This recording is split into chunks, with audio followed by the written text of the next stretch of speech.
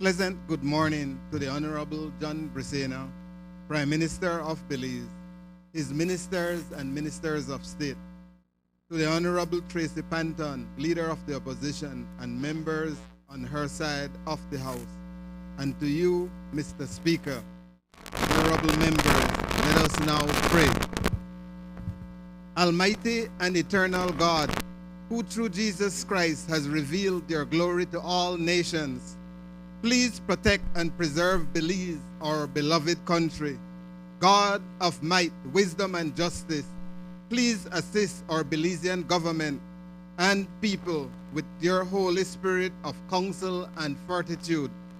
Let the light of your divine wisdom direct their plans and endeavors, so that with your help we may attain our just objectives. With your guidance, may all our endeavors tend to peace, social justice, liberty, national happiness, the increase of industry, sobriety, and useful knowledge. We pray, O God of mercy, for all of us, that we may be blessed in the knowledge and sanctified in the observance of your most holy law, that we may be preserved in union and in that peace which the world itself cannot give. And after enjoying the blessings of this life, please admit us, dear Lord, to that eternal reward that you have prepared for those who love you. Amen.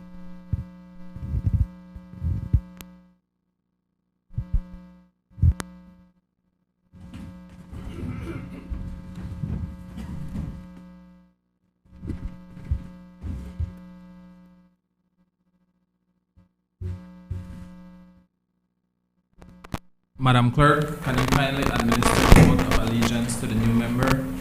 Oath of allegiance of a new member.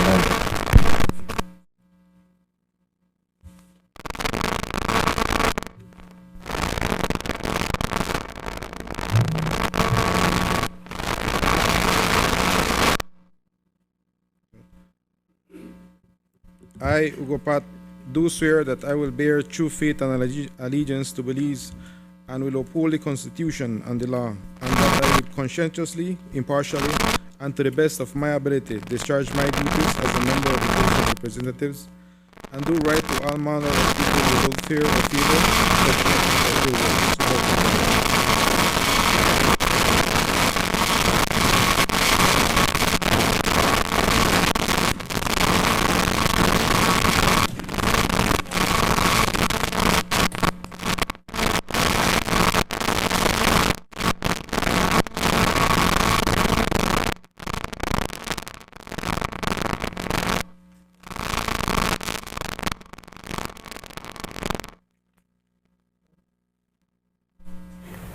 Announcement by the Speaker. Honorable members, before we proceed with the business of the House, I extend, on behalf of this Honorable House, our warmest thoughts and sincere wishes to the Speaker, Valerie Woods, as she continues with her treatment.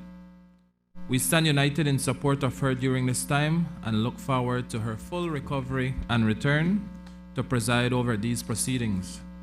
As the presiding officer in the chair today, I assure honorable members that the business of the House will proceed in accordance with the established procedures and parliamentary rules, and I will continue to uphold the dignity and order of this chamber.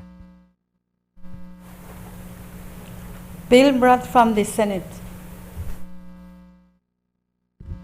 I recognize the Honorable Prime Minister.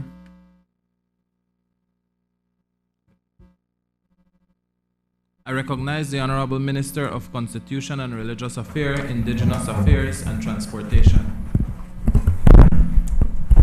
Thank you, Mr. Speaker. Good morning, colleagues. I rise to move that, in accordance with Standing Order 60, the House do now consider the Senate amendments.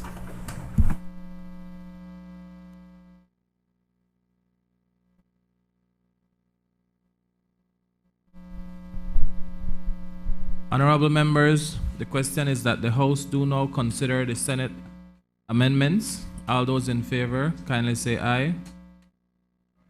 Those against, kindly say no. I think the ayes have it.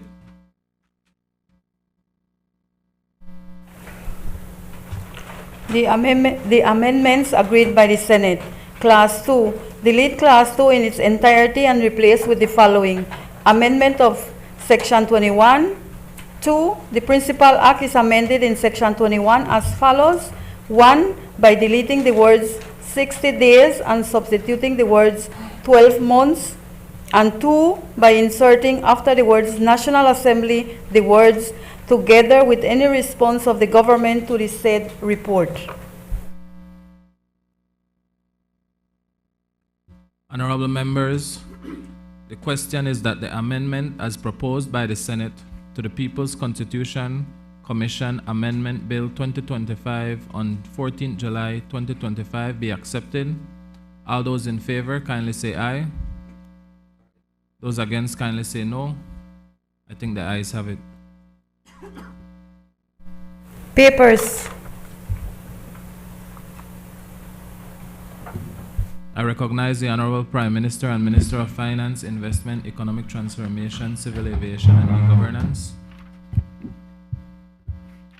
Mr. Speaker, I rise to present and lay on the table sessional papers number HR 18-114, report of the Auditor General for the year of April 2015 to March 2016, number HR 19-114, the 22nd annual report of the Ombudsman of Belize for the period January 1st, 2024 to December 31st, 2024, HR 21-14, Central Bank of Belize annual report and statement of accounts for the year 2024, HR 21-114, Central Bank of Belize revised estimates for revenue and expenditures for fiscal year 2025.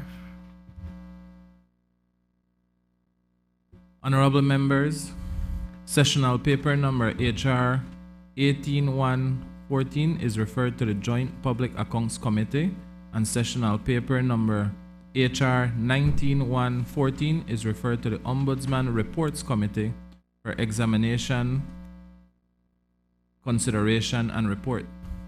Sessional papers number HR 20-114 and HR 21-114 are ordered to lie on the table. I recognize the Honorable Minister of Rural Transformation, Community Development, Labor, and Local Government. Mr. Speaker, I rise to present and lay on the table sessional paper HR 21A1/14. It is the submission of international labor standards adopted by the International Labor Conference at 24 sessions held between 1990 to 2025. A small little explanation, Mr. Speaker.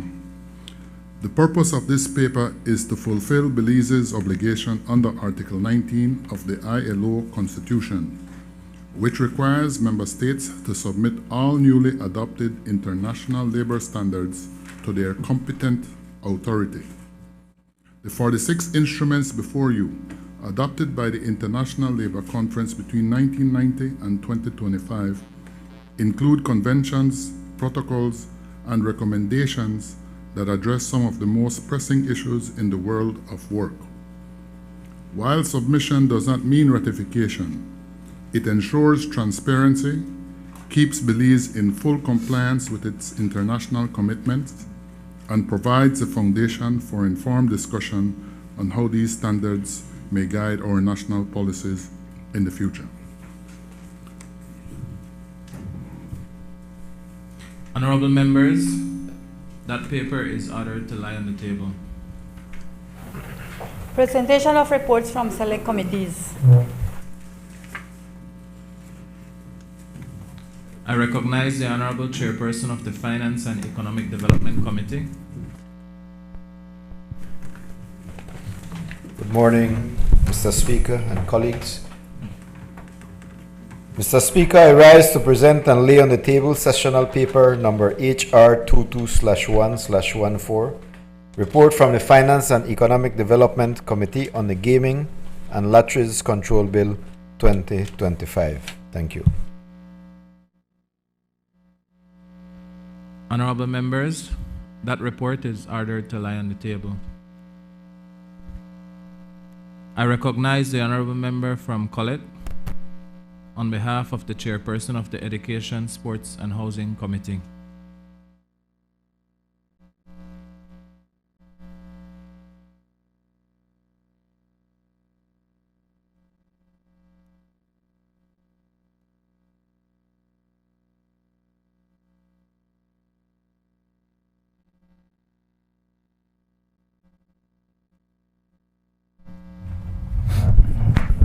Mr. Speaker, I rise to present and lay on the table sessional paper number HR 23/1/14, report from the Education, Sports and Housing Committee on the School Teachers Pension Amendment Bill 2025.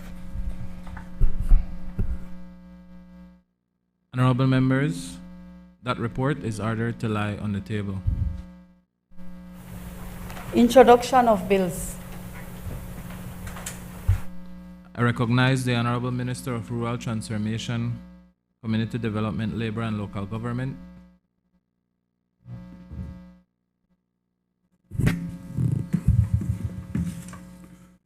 Mr. Speaker, this is the Trade Licensing Amendment Bill 2025.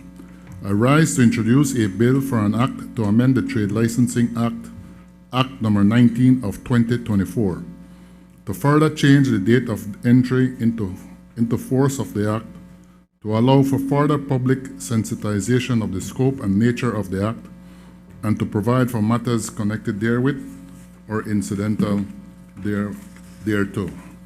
Mr. Speaker, this bill has the recommendation of the Cabinet. Honorable members, that bill is referred to the Public Service, Labor, Industry and Trade Committee for examination, consideration, and report. Bill for an act to amend the Trade Licensing Act, Act number 19 of 2024, to further change the date of the entry into force of the Act, to allow for further public sensitization of the scope and nature of the Act, and to provide for matters connected therewith or incidental thereto. I recognize the Honorable Minister of Rural Transformation.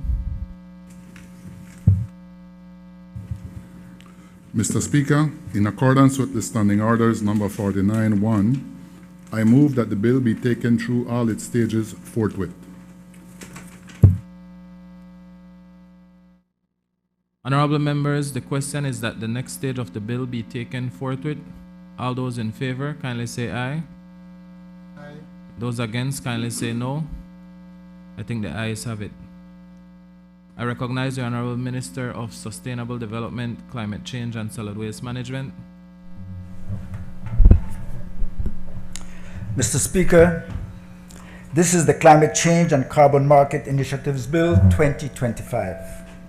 I rise to introduce a bill for an act to develop, implement, manage, and regulate mechanisms to enhance climate resilience and low-emission development for the sustainable development of Belize, to respect the objectives and principles of the International Climate Change Regime ratified in the United Nations Framework Convention on Climate Change and the Paris Agreement, to establish a market in Belize to trade carbon credits, and to provide for matters connected therewith or incidental thereto.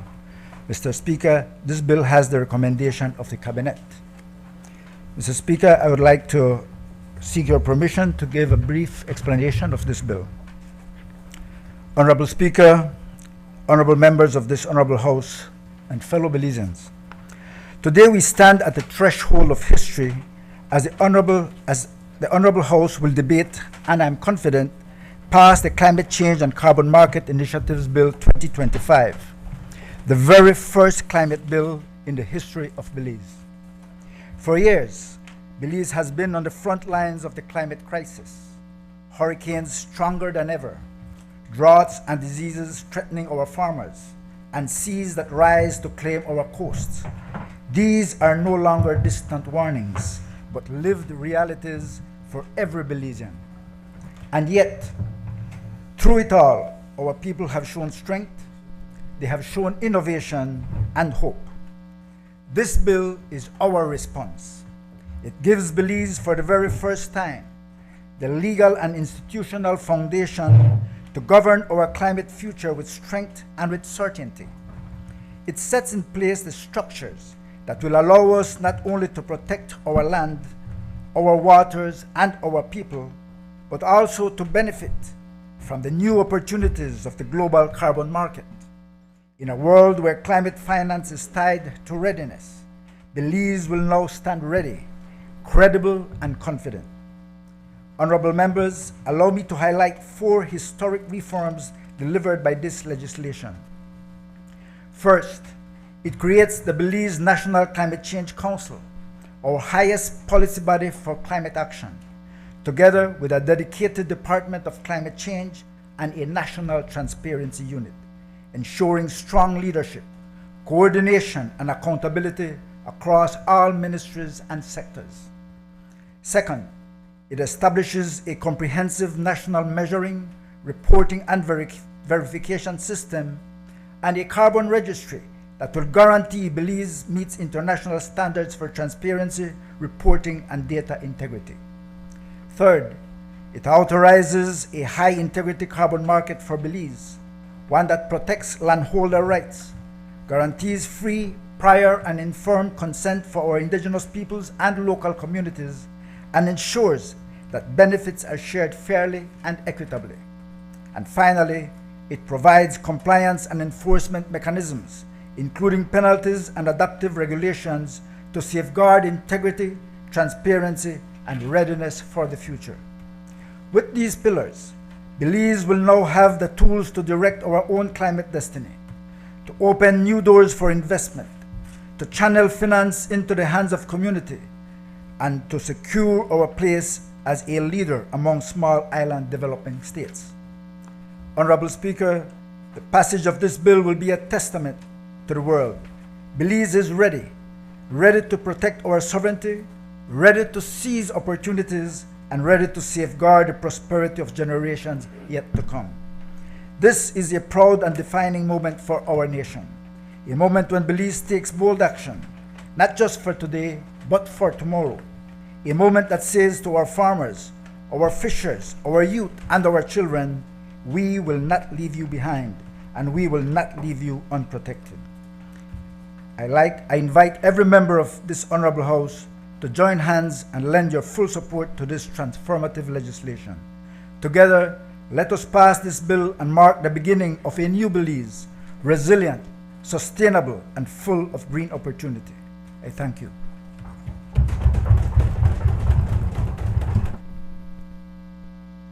Honorable members, that bill is referred to the Natural Resource and Environment Committee for examination, consideration, and report.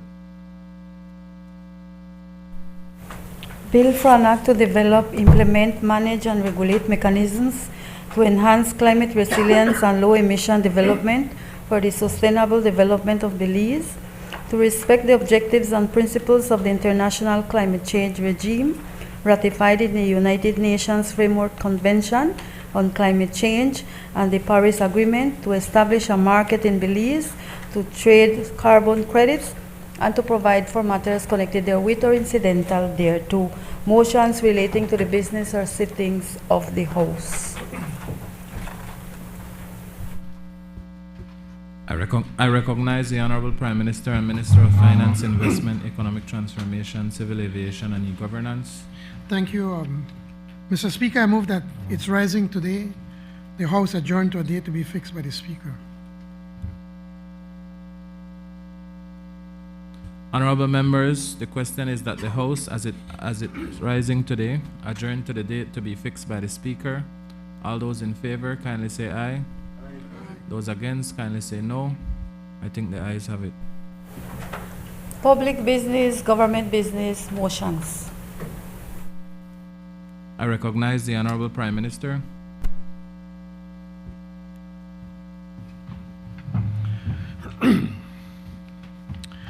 Mr. Speaker, this is the Central American Bank for Economic Integration, CABEI, subscription motion 2025.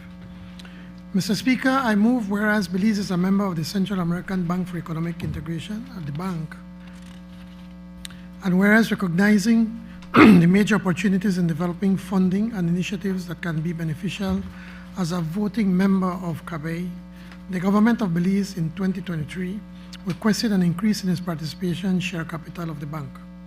And whereas the Board of Governors of the bank on 18 December 2023 adopted resolution number AG 19 of 2023, which approved an increase in Belize's amount of its participation in the share capital of CABE to a total of 4,000 Series B shares, consisting of 25% or 1,000 shares as payable capital and 75% or 3,000 shares as callable capital.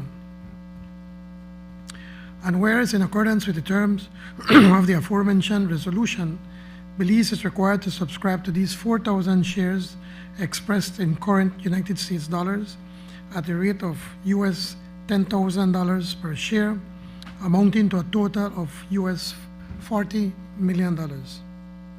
And whereas also in accordance with the terms of the aforementioned resolution, Belize is required to make a payment of US $10 million, being the payable capital portion of the shares in 4 annual, equal, and consecutive installments of US $2,500,000. And whereas the remaining amount of the US $30 million being the callable capital stock is payable when called by the bank, and whereas there is no significant provision in the International Finance Organization Act, Chapter 265 of the laws of Belize, or any other law to enable the Minister of Finance to subscribe to such shares or make such contributions.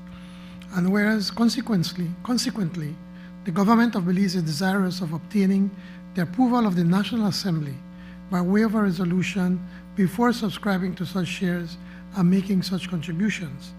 And now, therefore, be it resolved that this Honorable House, being satisfied that the above-mentioned capital subscription will be beneficial to the interests of Belize, authorizes the Minister of Finance to sign an instrument of subscription and all other related documents to give effect to such capital. Mr. Speaker, just a little bit of information or explanation to this Honorable House.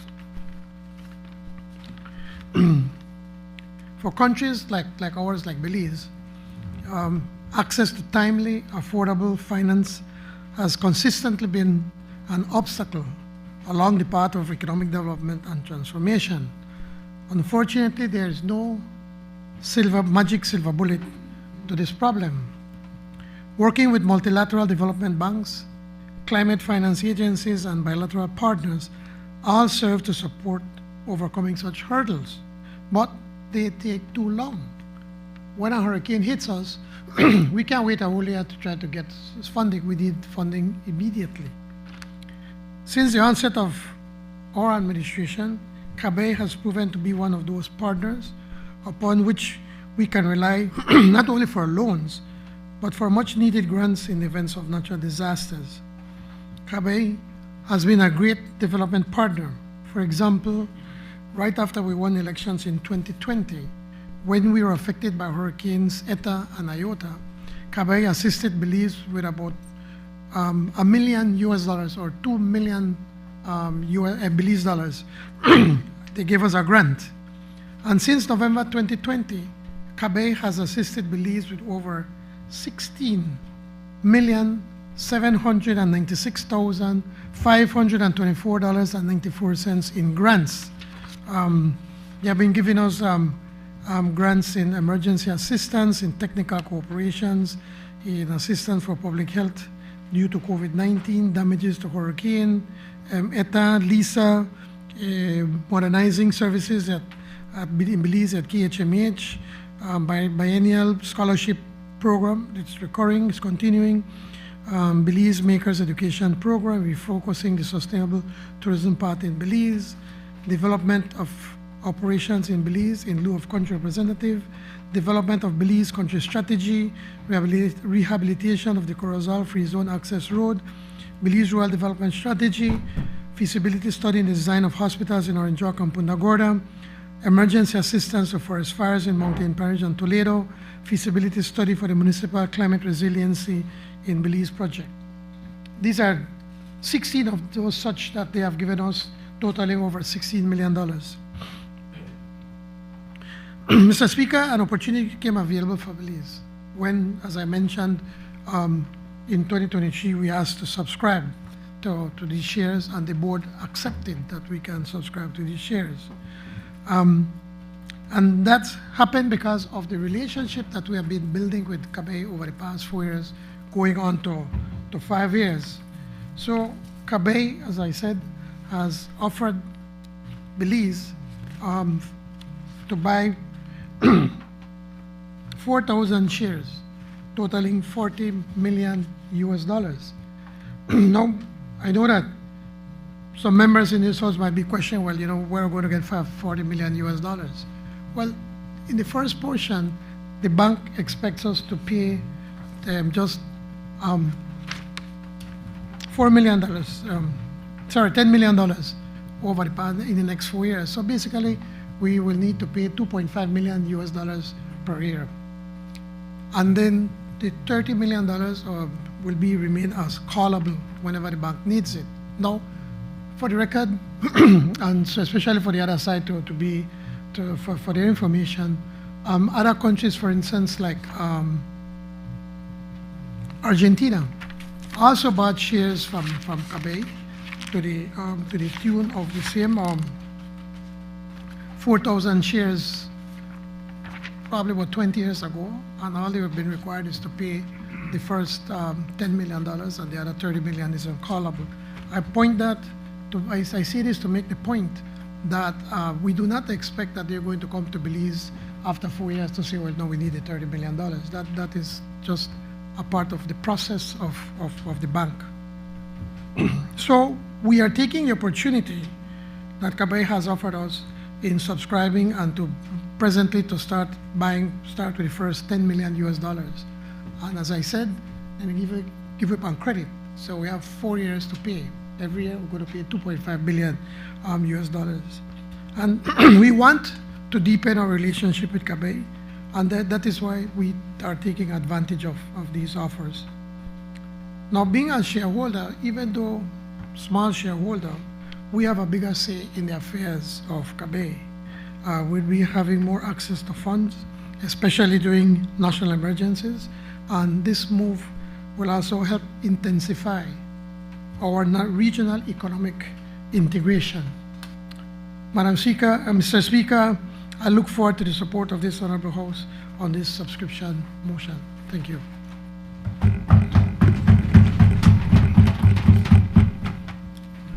Honorable members, that motion is referred to the Finance and Economic Development Committee for examination, consideration, and report.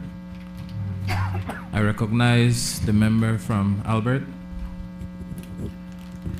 Good morning, and good morning to all my colleagues here in the National Assembly. A really wet and treacherous day on the roads. Mr. Speaker, we are being asked in this House to approve US $40 million subscription to the Central American Bank for Economic Integration. On the surface, it appears forward-looking, but the reality is far more troubling. Fiscal risk, hidden liabilities, and misplaced priorities. Let me first, though, acknowledge and recognize CABE as an important development partner, an important regional development bank. Yes, greater shareholding could give Belize access to financing, as the Prime Minister has outlined, and some influence at the table. We are not against development opportunities. Here's the fiscal reality. US 10 million to payable capital, in payable capital, which is 20 million Belize dollars. 4 annual installments of 5 million Belize dollars. This at a time when families keep crying with the cost of living, when teachers and nurses are under strain, and our healthcare system is collapsing.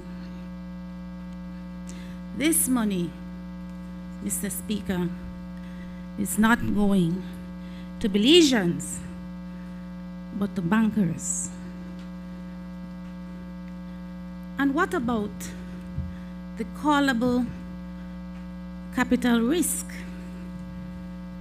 $30 million US is callable, which means that Belize may be forced and can be forced to pay it whenever CABE demands it. This, Mr. Speaker, is a hidden debt, a burden that could appear when we least can afford it. The question is, where is the risk assessment? Where is the government's plan to protect our taxpayers? You see, Mr. Speaker, the Prime Minister said that Belize having access to affordable loans is challenging, but that is not the history of this administration.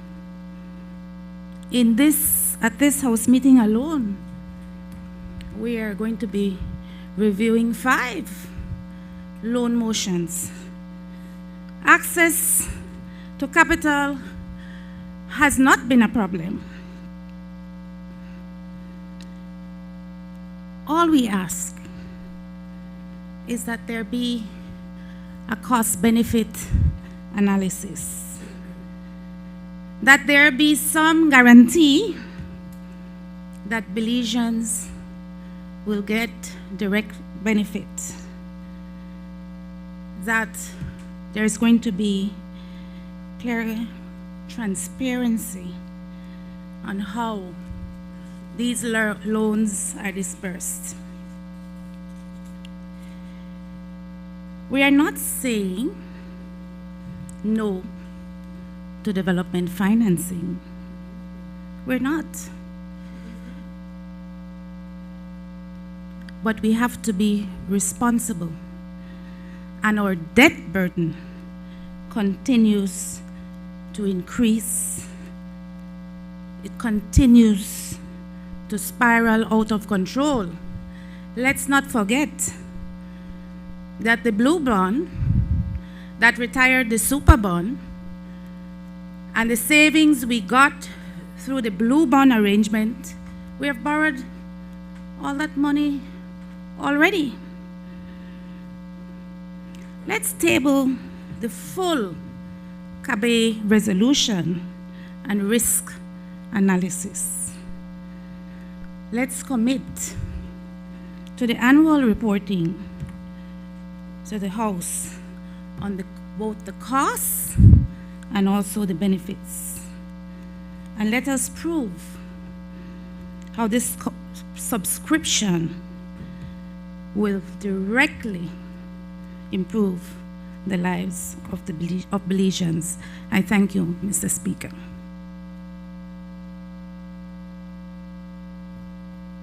I recognize the member from Freetown. Thank you, Mr. Speaker. You know, Mr. Speaker, this motion, I think, is one that, under any circumstances, should enjoy the full support of members of this National Assembly.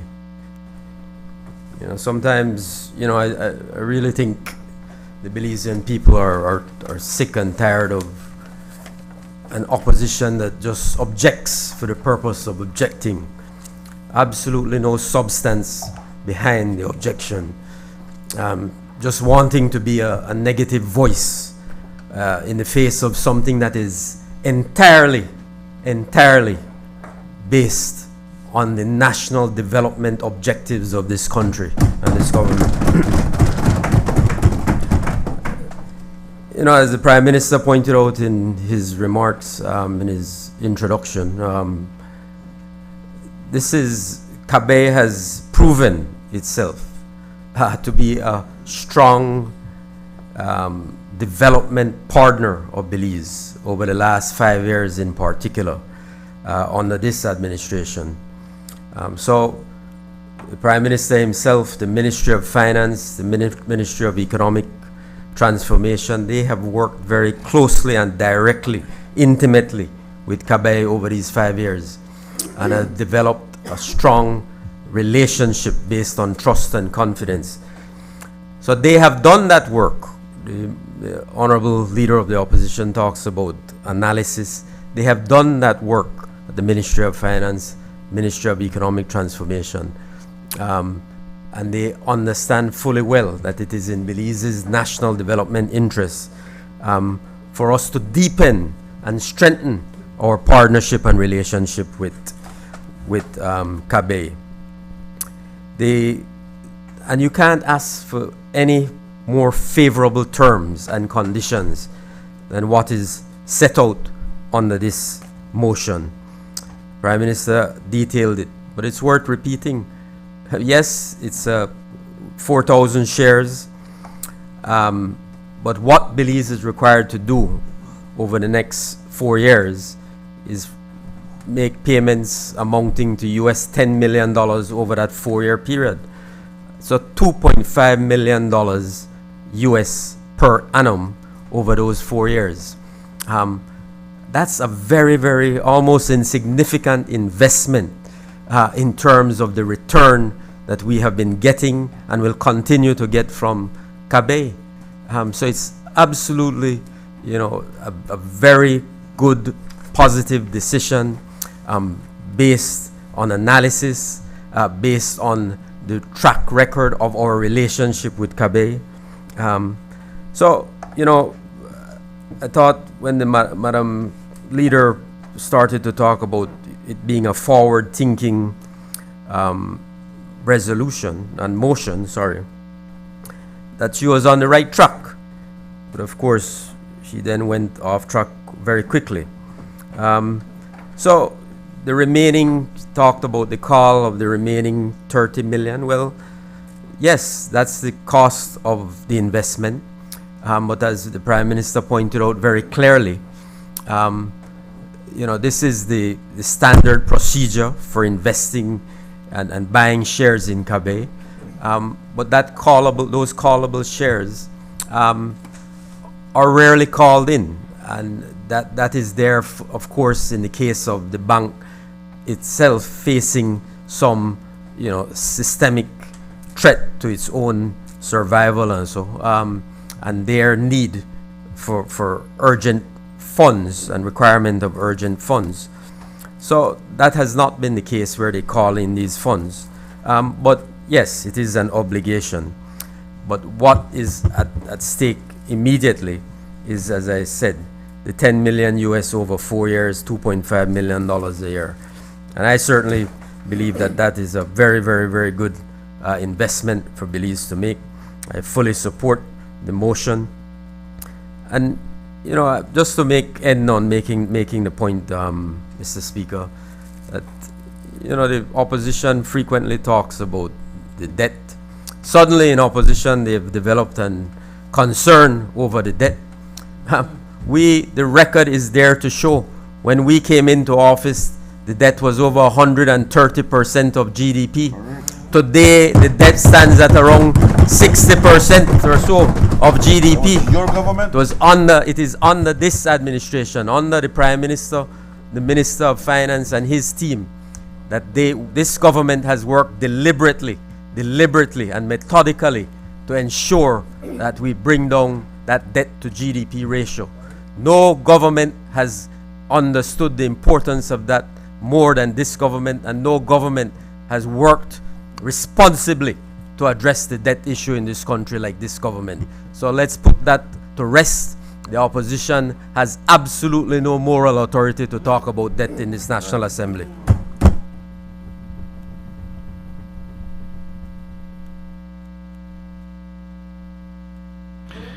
I recognize the member from Orange Walk Central.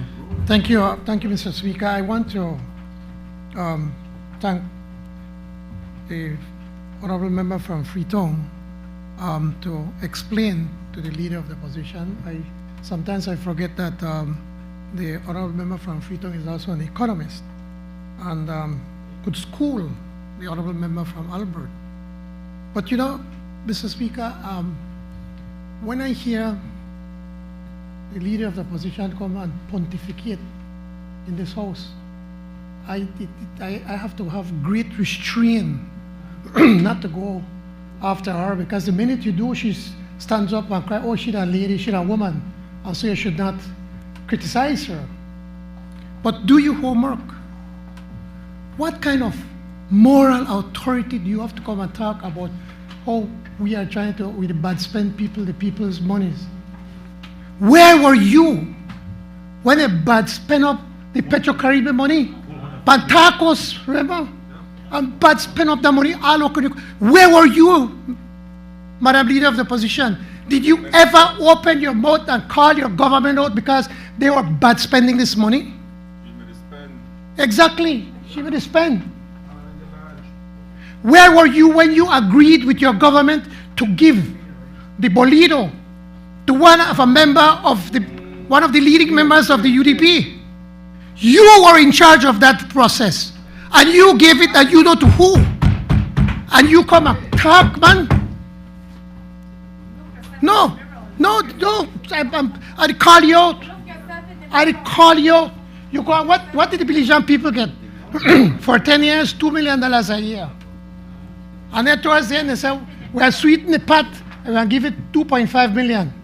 And then even pay business tax. Then the tax, they're going to sue the government, and when they tell them, hold on, about business tax, you know, hear from them again. Where were you? You are a part of this thing, man. Where were you when Gapi Vega made a thief up the land in this country? Where were you? Where? Yes, I am, because I have the authority, I have the moral authority to tell you, yes. Members. Anyway, Mr. Speaker, again, I think that the leader, the honorable member from Freetown has explained this to the honorable member from Albert. But you see, sometimes if you don't understand, it's best that you ask and not just get up and talk and misspeak. Okay, I'm being kind and polite to you. When did I say that we don't have access to development money? I've never said that. I said it takes long. Here it is. But they take too long to respond. That's what I said. We have access, of course we do. But if we have an opportunity to be able to sit around the table as part owner of the bank, why should we not take advantage of that? Why can't we, small Belize, be owner, part owner of Kabay? You think we're not good enough? That's what you think? Man, we don't need to think big. That's the only way we could move this country. But we don't think so small that you can't develop this country. Actually, when you all were in government, the economy contracted. It's only on a PUP that this country has been growing. Yes, they don't think about themselves. We should be proud that Belize now has the opportunity to own shares in Cabe. Small shares, but still with an owner. And DPM made a very good point. You require over the $20 million, then don't give me $16 million in grants. That was like, I would need to come up with $4 million more. See? Yes. See, but that is where you just don't understand. If you were to take your time, you understand that these callable shares, in very, very rare occasions, they're called. I made the example of Argentina. Argentina have the same $40 million, the same 4,000 shares. They have paid for 1,000 shares, I think, about 20 years ago, and they have not called them up to put the other $30 million. So we have time. And man, you should be proud, you should be congratulating Belize, not even us, Belize, that we will own shares in Cabe. And as to, I'm talking about where we can find the money. Mr. Speaker, $5 million, yes, it is a lot. We could do a lot of things with $5 million, I would admit. But sometimes you do a cost-benefit analysis, and you realize that by investing in Cabe, sitting around the table, you will have more access, and you'll be able to get even more than what we're presently getting. And when you compare it within the budget of Belize, this is 0.03125 of 1% of the entire budget. You could find the money, man. Let's be creative. And you know, I have a lot more respect. You should have come here and said, you know what? I could understand. I know I could spend this money elsewhere. We could do this, whatever, whatever. But you know what? It's a good move for Belize, so I will support it. You know, I get a lot more respect, Madam Leader of the Opposition. I know you're desperate to try to hold on to that seat. You're desperate. More than half of your party do not support you. I understand that. And I understand that you try, but don't come with that cheap things. If you come here and speak as a stateswoman, as a person that understands what you're talking about, then people will respect you some more. Let me finish with this. Mr. Speaker, I really did not expect we would have been debating this.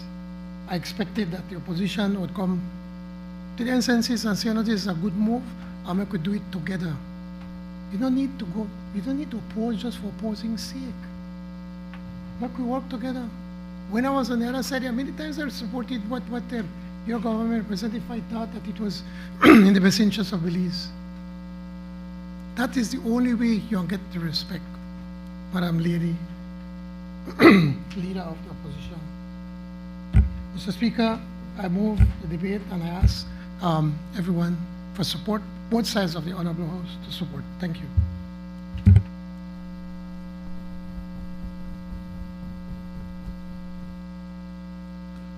Honorable members, this motion is referred to the Finance and Economic Development Committee for examination, consideration, and report. I recognize the Honorable Prime Minister.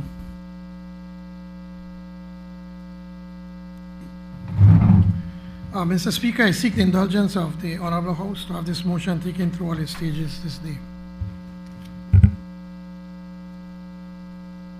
Honorable members, the question is that this motion be taken through all its stages this day. All those in favor, kindly say aye. Those against, kindly say no. I think the ayes have it.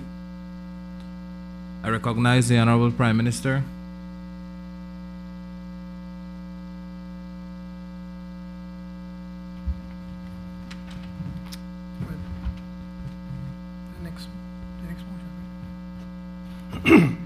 Mr. Speaker, this is the Taiwan International Cooperation and Development Fund.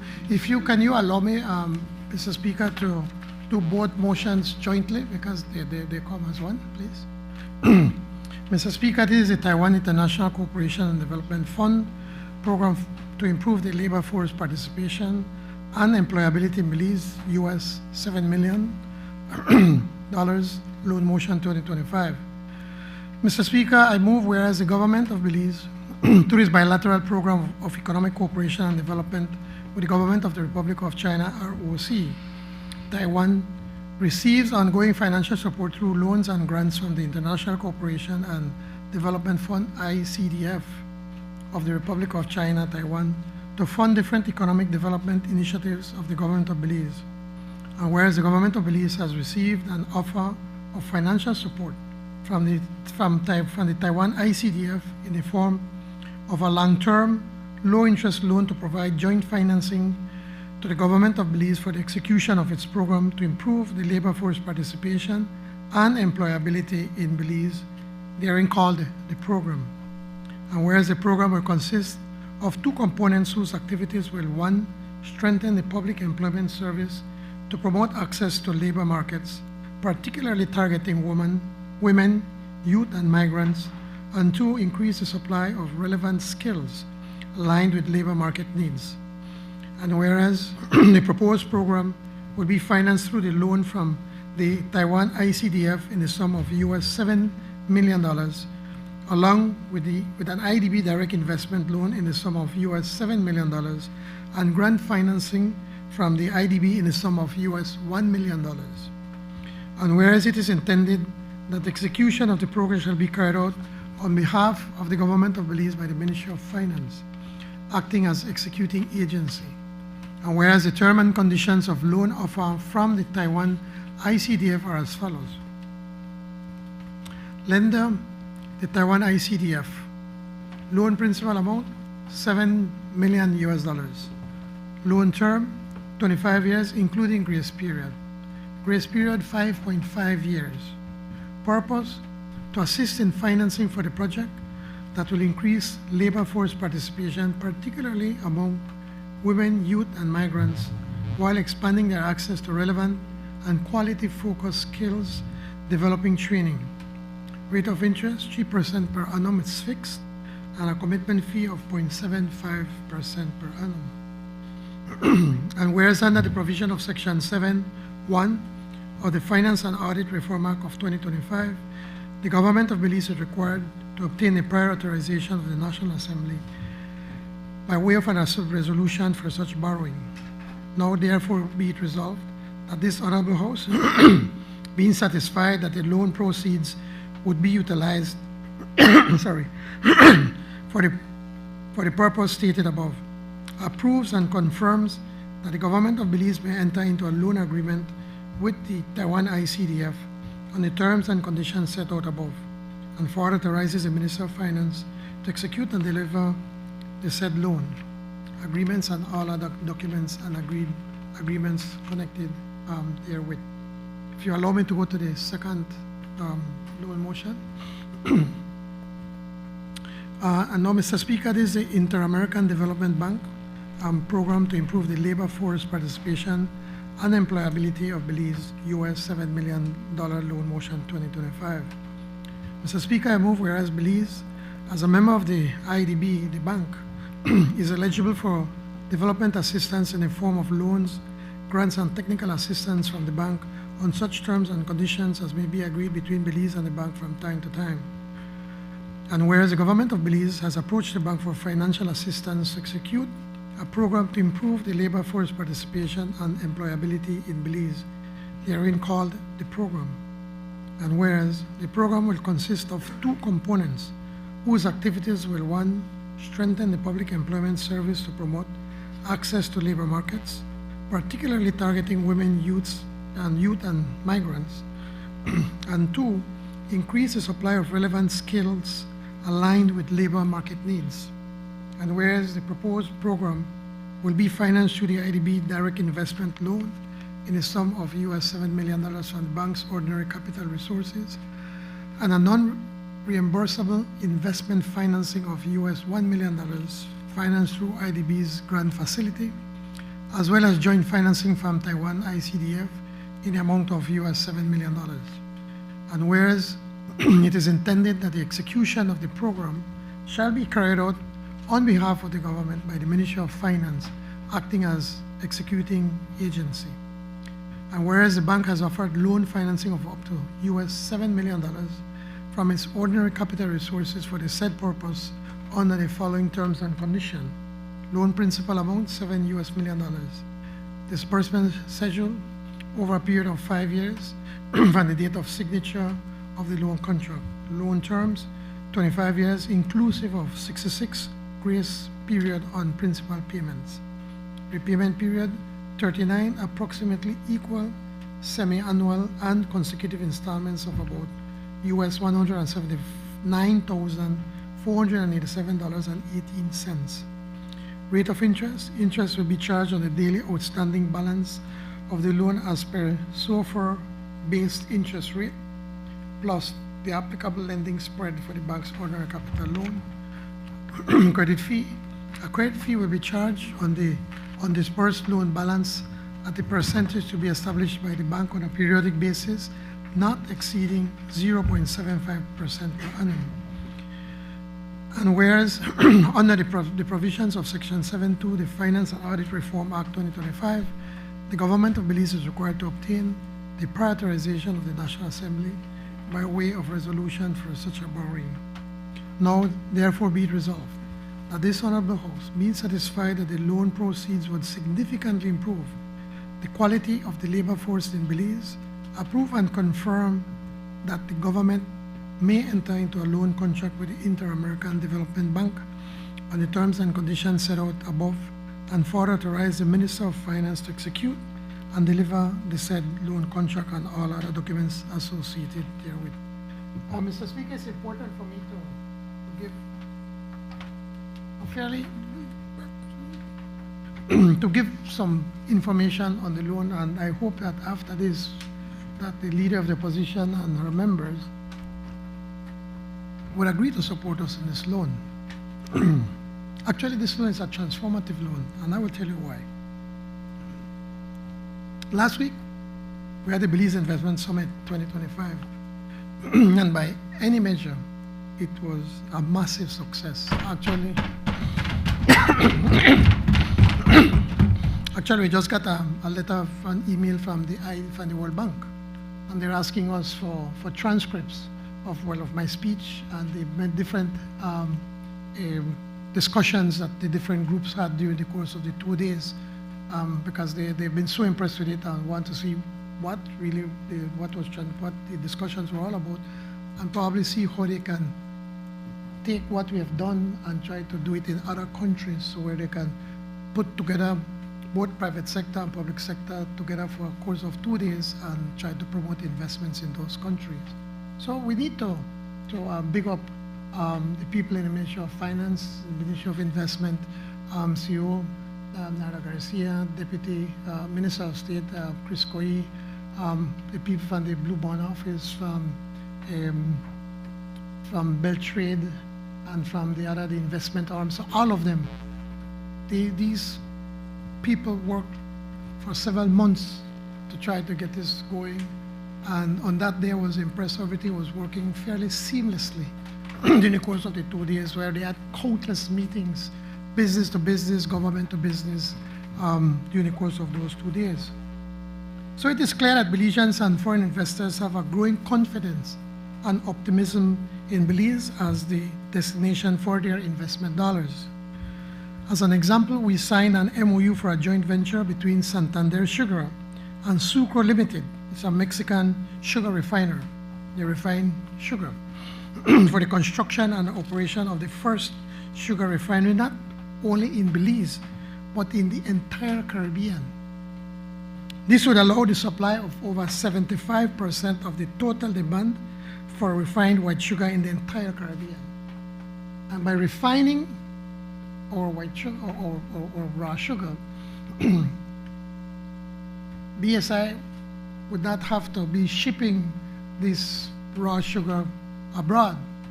So you just drive a few hours to the Santander facilities, and they're going to refine it. And that in itself, I think they were saying that our farmers, our cane farmers, can benefit about almost $3 more per ton. And so here are different things that we're doing to try to assist our industry. And also, we made the announcement, the soon-to-be constructed and modernization of the Port of Belize, where for the first time we will be building a cruise port and also modernizing the present port that we have, because it's outdated equipment is almost 50 years old. And so by doing this, Belize then is truly becoming a regional logistics and trade hub between Central America, Mexico, and the Caribbean.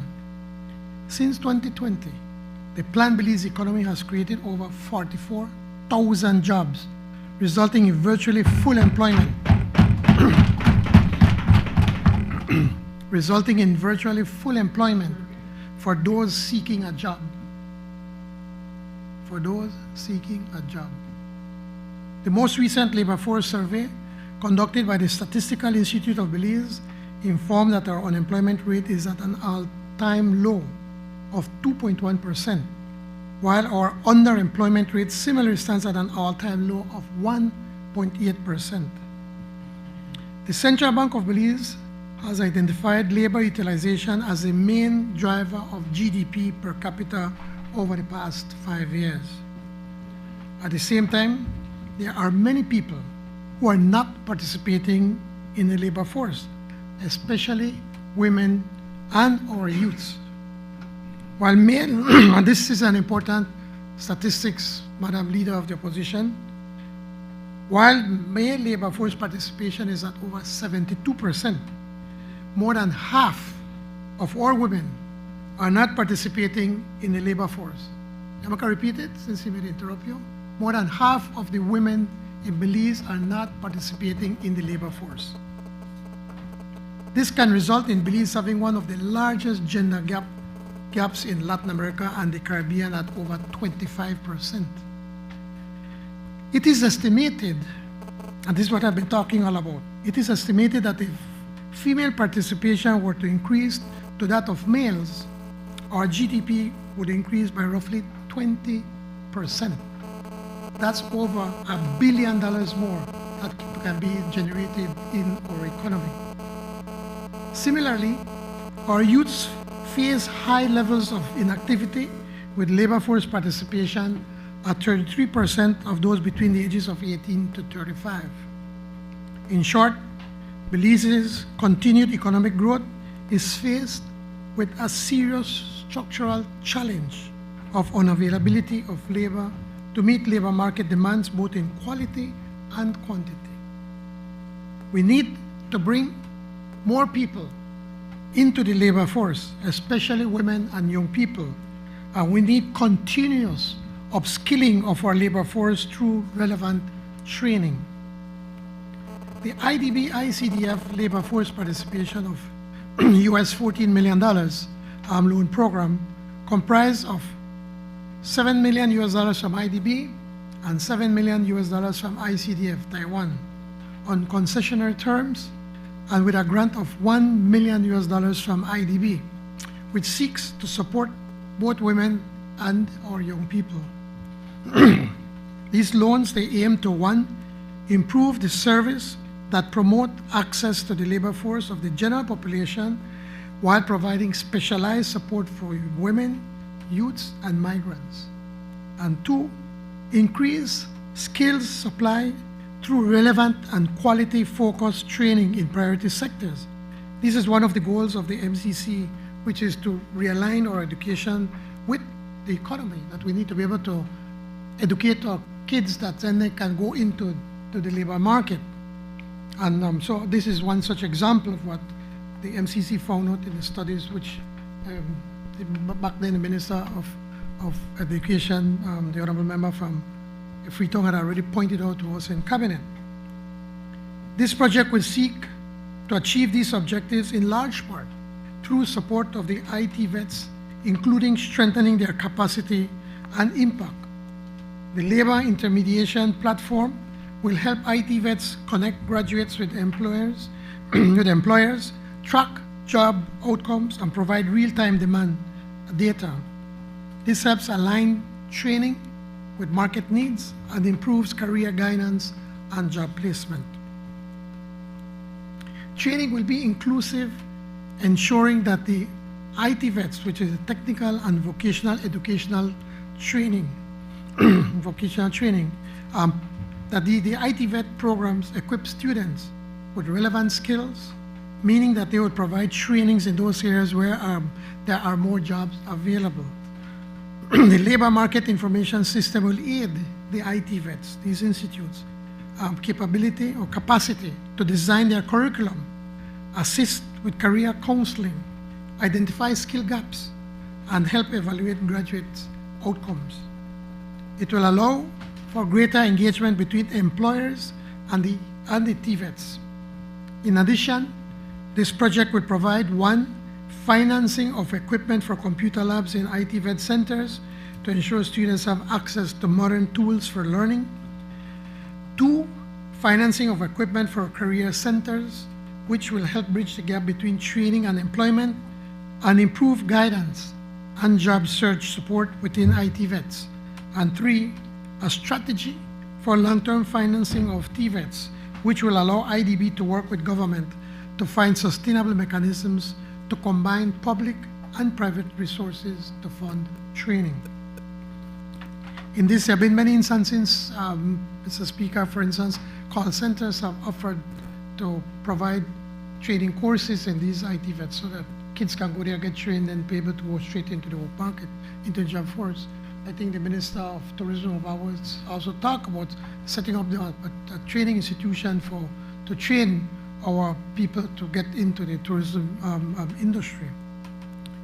These actions reinforce the shared commitment to improve the employability of Belizeans by ensuring that training institutions like IT vets are better equipped and better connected to labor market demands.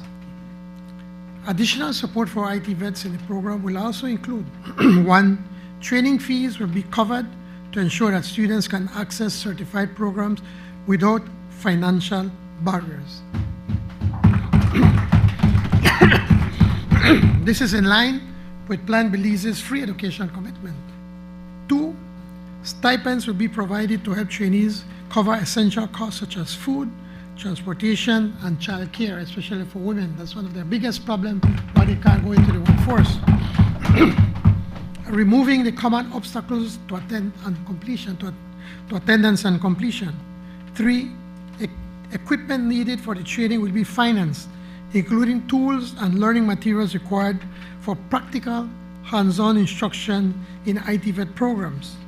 Four, capacity building for IT vets will include the development of training standards, occupational profiles, and quality standards by sector and occupation, as well as the creation of training manuals and delivery of training of trainers programs.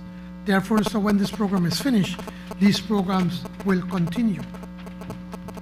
These actions will ensure that content is up to date, aligned with the labor market demands, and that instructors are well equipped to deliver it effectively. Overall, over $8.5 million will be allocated specifically to support the TVET system in Belize. And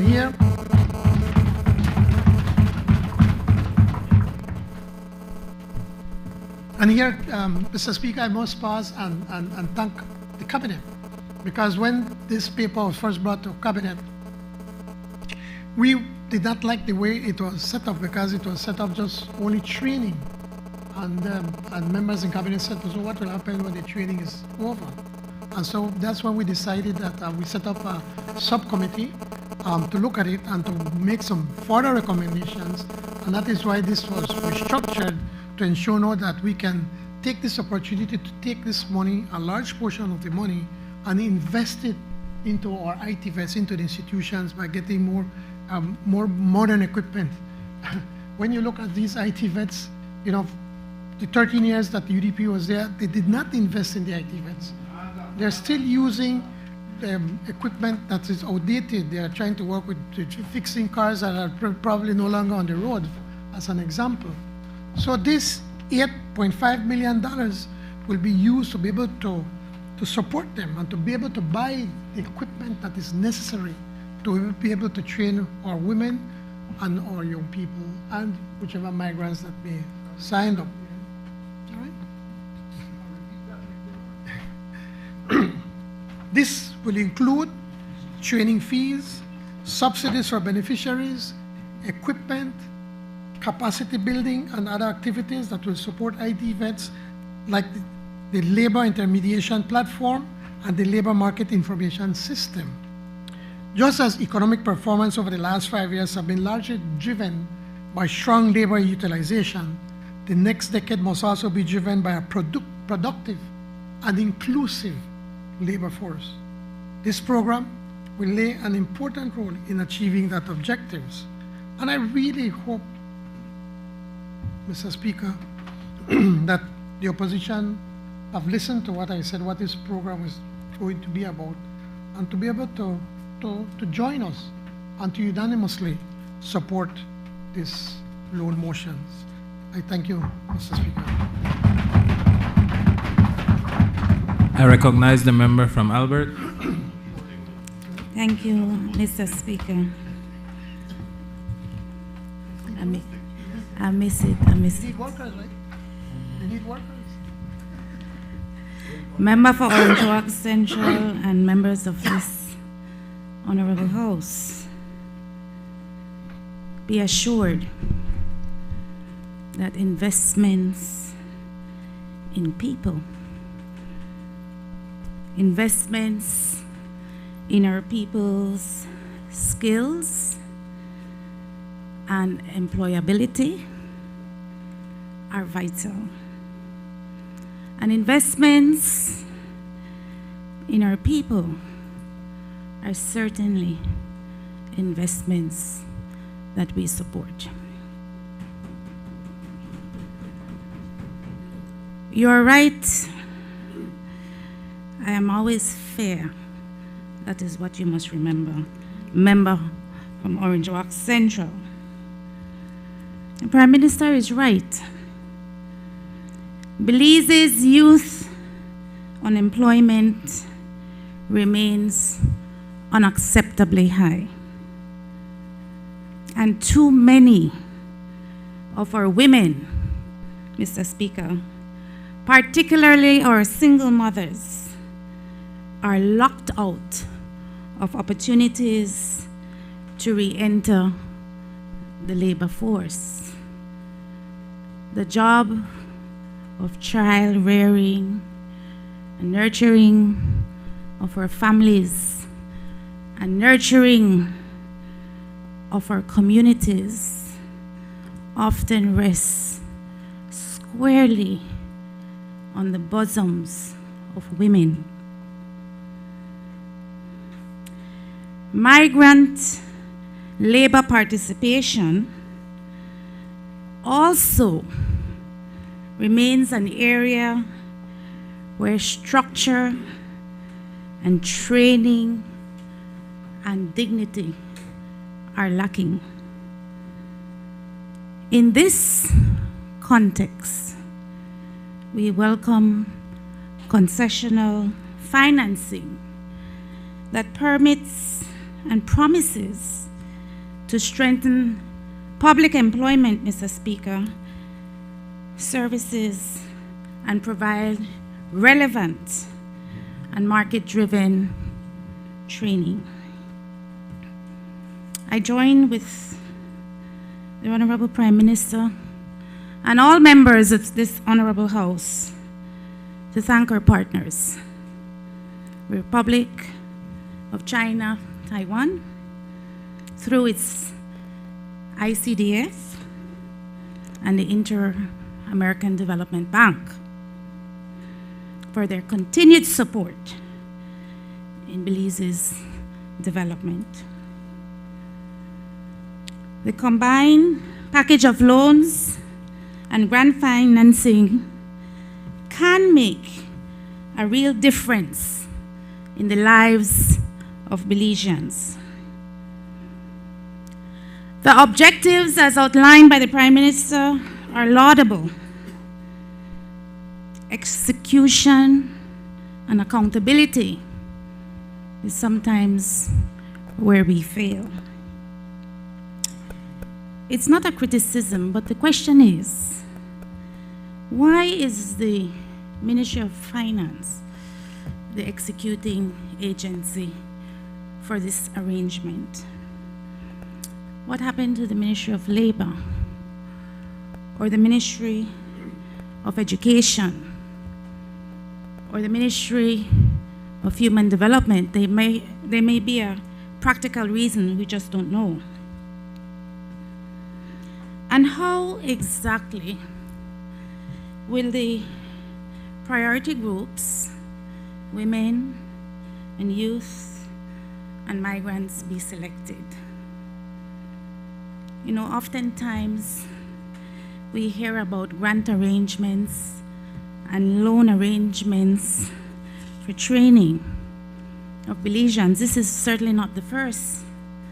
And oftentimes we learn that the program has been executed when we read of groups graduating from specific constituencies and really not open to our wider communities. And so we would like to understand, those of us on this side of the house, how are these programs going to be made accessible and available to all who wish to have access to them? And of course, the other issue is the measurable indicators. When will we know, and how will we know, and how will it be reported back, how this initiative has directly impacted not only the availability of skills for particular job opportunities that may exist, but how do we match the skills with those opportunities? What's the plan? Are we leaving it only to market forces? Or will there be a way, as we talk about the sustainability of training of Belizeans, how the measurable impact will be brought back to the Belizean people with post-training employment opportunities? Again, we support initiatives that build human capital. We support initiatives that create jobs. We support initiatives that are targeted at our vulnerable populations, or women, or youth, or migrants. But even loans at concessionary rates, Mr. Speaker, require that there is enrollment, completion rates, transparency, and equity, and most importantly, Mr. Speaker, results. Belizeans deserve no less. I thank you, Mr. Speaker.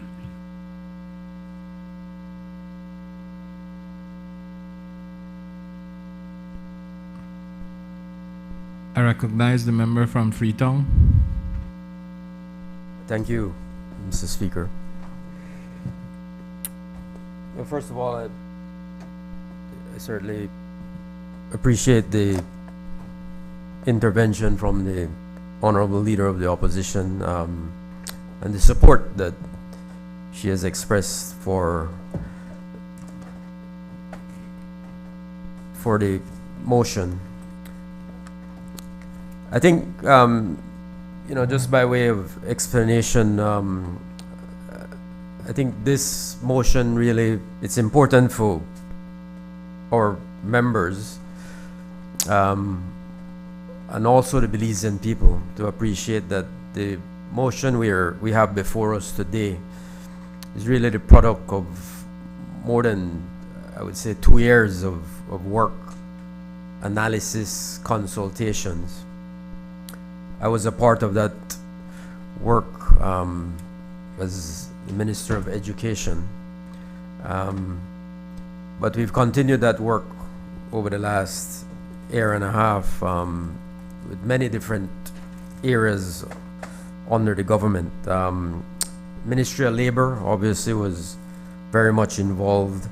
Ministry of Finance, Ministry of Economic Transformation, Ministry of Education, as I mentioned, Ministry of Human Development. The Statistical Institute of Belize was very much involved, as well as even the Ministry of Immigration involved. They have responsibility for refugees and obviously working with migrants. So it was in many respects a whole of government approach to this issue, because our government several years ago, I think, recognized, based on our discussions with the private sector, the productive sector, the agro-productive sector in particular, that we are faced with a critical challenge in terms of the labor market participation, labor force participation. So while we have done a lot of good work in terms of bringing down the rate of unemployment, critically important if we're going to grow and develop our economy and grow and develop our country, we have to have greater labor force participation. But as we have all said today, there are three glaring areas where we have to do more work, and that relates to women, youth, and migrants. And so that was the type of analysis and assessment that was carried out, with a lot of consultations with, as I said, with these various sectors, private sector. And I'm sure we'll all agree that, we've heard from the private sector, we've heard from the agro-productive sector, that this is a critical, area, critical weakness in our labor market, where we do not have capacity, technical capacity, to meet the needs of our economy. And as Prime Minister pointed out in his remarks, in his opening statement, we're particularly concerned about the low level of participation of women and young people in the labor force, and how much that could do, as he pointed out. It's remarkable when you look at the statistics, how much that can drive GDP growth. So it's incredibly important, I think, that we make this investment. There are a lot more things that have to be done to complement this work, but this will be critically important. And in particular, I want to mention, in closing, really, is that the IT vets in particular, we need to invest in the IT vets. We have created a structure where we have these vocational training centers in every district town, and we have a real opportunity to use them to drive economic growth, to drive labor participation, especially among our women and young people. If we can create the right programs for them to participate in, gain the right skills for them to participate and contribute to economic development, while at the same time, of course, providing for themselves and their families. So I think it's really a good opportunity that we have created through a lot of work, a lot of analysis. And also, we talked about the Belize Investment Summit. Prime Minister mentioned this. And there again, we heard the loud cry that we need to do more. We need to invest more in creating opportunities for our people to develop their technical vocational skills. And we need to have, as I said, increased participation from our young people and women and migrants. So I certainly wanted to provide that context to say that you've raised a lot of important points, Madam Leader. We certainly agree with you and support you. A lot of analysis and assessment has gone into this, to having us arrive at this point today, where we have this motion presented to the National Assembly for very targeted investments that will provide an opportunity for people in those vulnerable groups, as you describe them very rightly, for them to participate more meaningfully in our labor market. So it's a very, very good motion, very good investment in our people, and I'm glad to see that we're all in support of this motion. Thank you, Mr.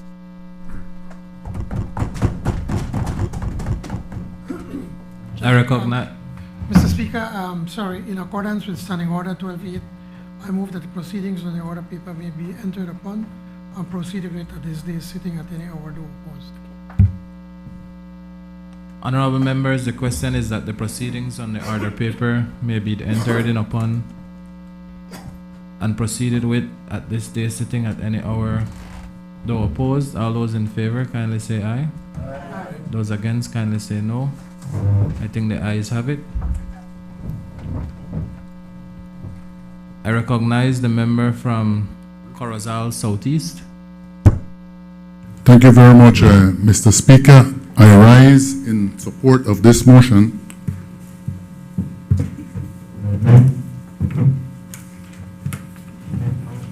I rise in support of this motion, Mr. Speaker, and I don't want to be repeating what the Prime Minister and the Minister of Foreign Affairs mentioned, but some of the stuff are still going to be repeated without choice. But this, a bit like this reminds me of, I remember as a young man, I used to hear Mr. Price talk about progress brings problems. And for years, at least I'm sure you guys over there would know, when your government was in, unemployment was a significant issue in this country. Now, thanks to this government, thanks to the leadership of our Prime Minister, we have very low unemployment. And that was really brought home to me, Mr. Speaker, when I was moving around the country speaking with employers, and they're crying out to me that they need laborers to work. There is actually a shortage of laborers in the country, and employers are struggling to attract people to come and work for them. One of them even spoke about how they were trying to deal with the hourly wage, that after a certain hour, like at about 2 o'clock, they increased the hourly wage to keep the workers in the workplace, Mr. Speaker. So I think, thanks to the leadership of our Prime Minister and to this government, we now are in a new place where getting labor into the market is the main challenge for us now. And in particular, if we expect to continue having economic growth, the main factor we need currently is to bring in labor. And where would we be getting this resource for labor? Well, the Prime Minister mentioned it. Our women participation in Belize, it is very low. That is unacceptable. We have to find a way to bring them into the workplace to participate. One of the challenges that faces the women workers is that they start out, they become educated, but many of them have to drop out of the workforce temporarily because they're starting their families. When they choose to want to enter, many of them are reluctant for many reasons. One of them is that they don't want to leave their family, or they feel that they are not prepared for this new workforce that they're going to be entering after they left for a certain time, or sometimes just the demands of the family does not allow them. That is a challenge that we need to find a way to help solve for our women laborers, Mr. Speaker, so that they are able to participate in our economy. As well with our youths. Many of our youths now are growing up in a different time than us, Mr. Speaker, and their expectations of labor is different from the one from ours. We now need to find a way for them to be able to tap into this workforce and see how they would be able to participate in it. In particular, one of the main challenges is now this new platform economy that everyone is talking about. It is an emerging issue, it is an emerging topic that we must address in particular as a government, Mr. Speaker. And then the final one is the issue of the migrant workers. Again, it's one of the things that when I was traveling around, the employers are speaking about. They're trying to get migrant workers into Belize. And I am proud to say that the Ministry of Labor and the Ministry of Immigration are teaming up to be able to streamline the process, in particular bringing it online to facilitate the process of attracting migrant workers into Belize, where they're going to be formalized in the system. They get their work visa, they get their work permits, they tap into the social security system. All of these little phases are quite bureaucratic, and we must find a way to make the system more simple and more easier. So, Mr. Speaker, again, there are many other things that I support the Prime Minister and the Minister of Foreign Affairs in their work. From our ministry, we support this motion. Thank you. I recognize the member from Mesopotamia.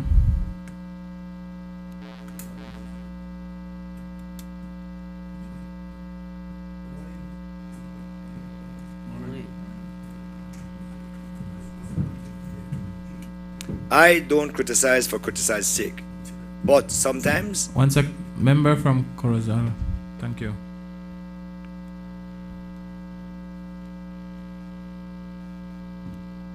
You can go ahead, member. Thank you, Mr. President. Mr. Speaker. I just want to make one thing clear before I start my presentation. I don't criticize for criticising's sake. When I speak facts, and I do my research and I do my numbers. So make me hold it off first, and when I'm done, then the Prime Minister will have his chance to respond, because some don't know I like it, and some I like it, and some I shake their head, and whatever it is, it is. But we have to do what we have to do, because we are the opposition. Once again, this government is back before us with two loan motions, one from the Taiwan International Cooperation Development Fund and another from the Inter-American Development Bank. Together, this is $14 million US, 28 million. According to these loan motions, these loans are meant to improve labor force participation and employability in Belize. I hear where all the other members just said just now that unemployment is low, virtually low. So if it's low, why we still need to borrow monies? But I agree that the labor force in the south side of Belize City, young youths and young women, is lagging behind. So the employment cannot be low. Thank you, Prime Minister. But, Mr. Speaker, if this government is boasting of a record low unemployment, why borrow more money for employability? If there is no shortage of jobs, why do we need more debt to fix a problem? The Prime Minister just said just now, virtually full employment. So, but I hear other members saying about the single women, the young men between the ages of 18 to 25, and my constituency is messed up. I think Minister Hyde also, we have them kind of problems. Minister Hyde, right? No, Mr. Minister, right? The Queen Square member here, I think my colleague, Part Leader Tracy, we have these problems in the south side. When I look deeper into the details, I see these loans are targeted for women, youths, and migrants. I could agree. But, Mr. Speaker, the Belizeans deserve some clarity. Migrants, I know you can explain certain things about people you bring in and stuff like that. But if we are going to import migrants, why don't we import the migrants that have skills, already trained? Just like how the other countries, they come and they take away for we skilled laborers, and if we play better, then we could do the same. On the issue of youths and women, I will be direct. If the government is serious about helping, let us see real programs that helps. I want to take the liberty that I have visited the IT vet in Belize City. My 2 cents into this is that the programs are too long. 2 years, 1.5 years, no, I'll kick it. These guys from the south side, their attention span is very, very, very short. I'm sorry for saying like that, but it's very short. And if you give them a program that lasts 6 months, then the attention span sometimes, I mean, let's be real, my buddy, we had the debate, and the attention span sometimes is very short, and it's, you know, they can cross over from mess up to college or something like that. I especially hope some of these funds go towards reskilling of our call center workers. AI is quickly advancing, and many young Belizeans will lose jobs if we do not prepare them for new skills for the future. In the south side of Belize City, including right in my constituency of Mesop, too many young people remain unemployed and even lacking a lot of skills. Yet the Prime Minister boasts of low unemployment. Mr. Speaker, the reality on the ground does not match on the south side. I have also been in contact with Mr. Dawson from the LIU department, and I have been trying to work with him to see how we could partner to provide a safe space for the Southside youths, young men and young women, to do some type of job training. And based on our discussions, he has told me that they transport them up to Tubal, and they do their courses. And of course, you have the career centers that are all over the place. But there's none in Mesop, not that I know of. And believe you me, when some of the guys in Mesop cannot cross certain lines. I want to put on the record here today that I'm willing to work with the government. I have an entire floor, roughly about 1,500 square foot, on Euphrates Avenue that I'm offering rent-free as a training center. Rent-free, yes, and it's ready. Just have to move in your equipment, it's ready. So that is in discussion. Plus, I ain't a businessman, I do business all over the place. Yes, we don't mess with anybody, you know. They're up another level.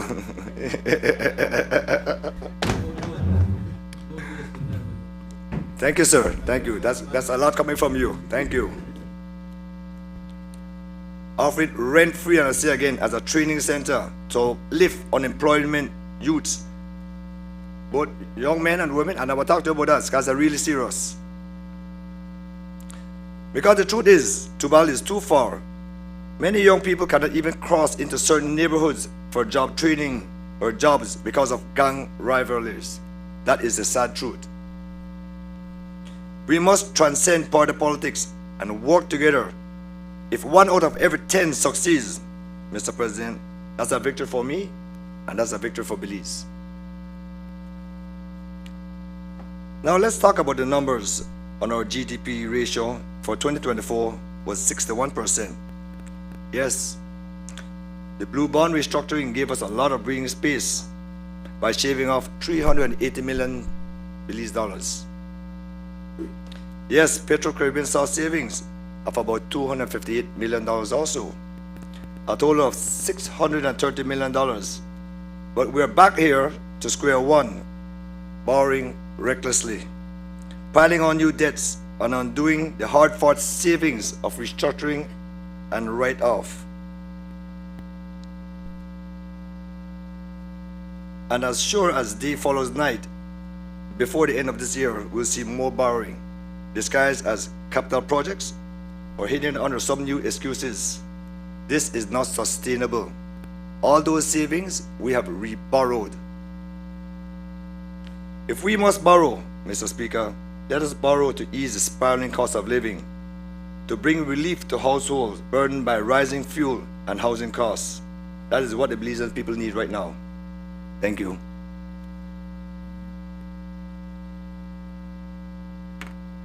Mr. Speaker, I rise to make my contribution to the loan motion that is before us.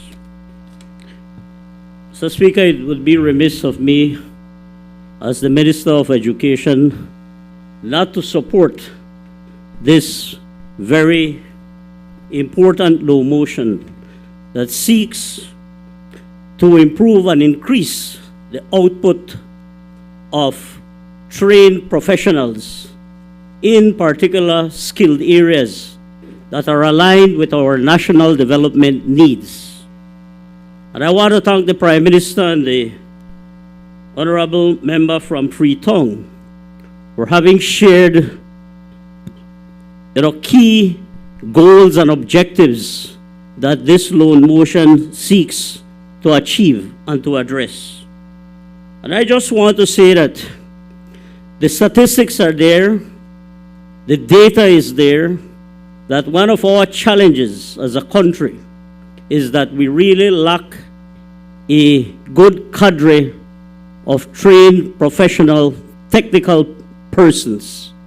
And if we are going to develop and if we are going to grow our economy, then it is imperative that we ensure that our training needs are aligned to the national development needs and that there is a collaboration and a deliberate effort at working with our industries, because our industries clearly understand and know the needs that they have in terms of our skilled, trained capacity.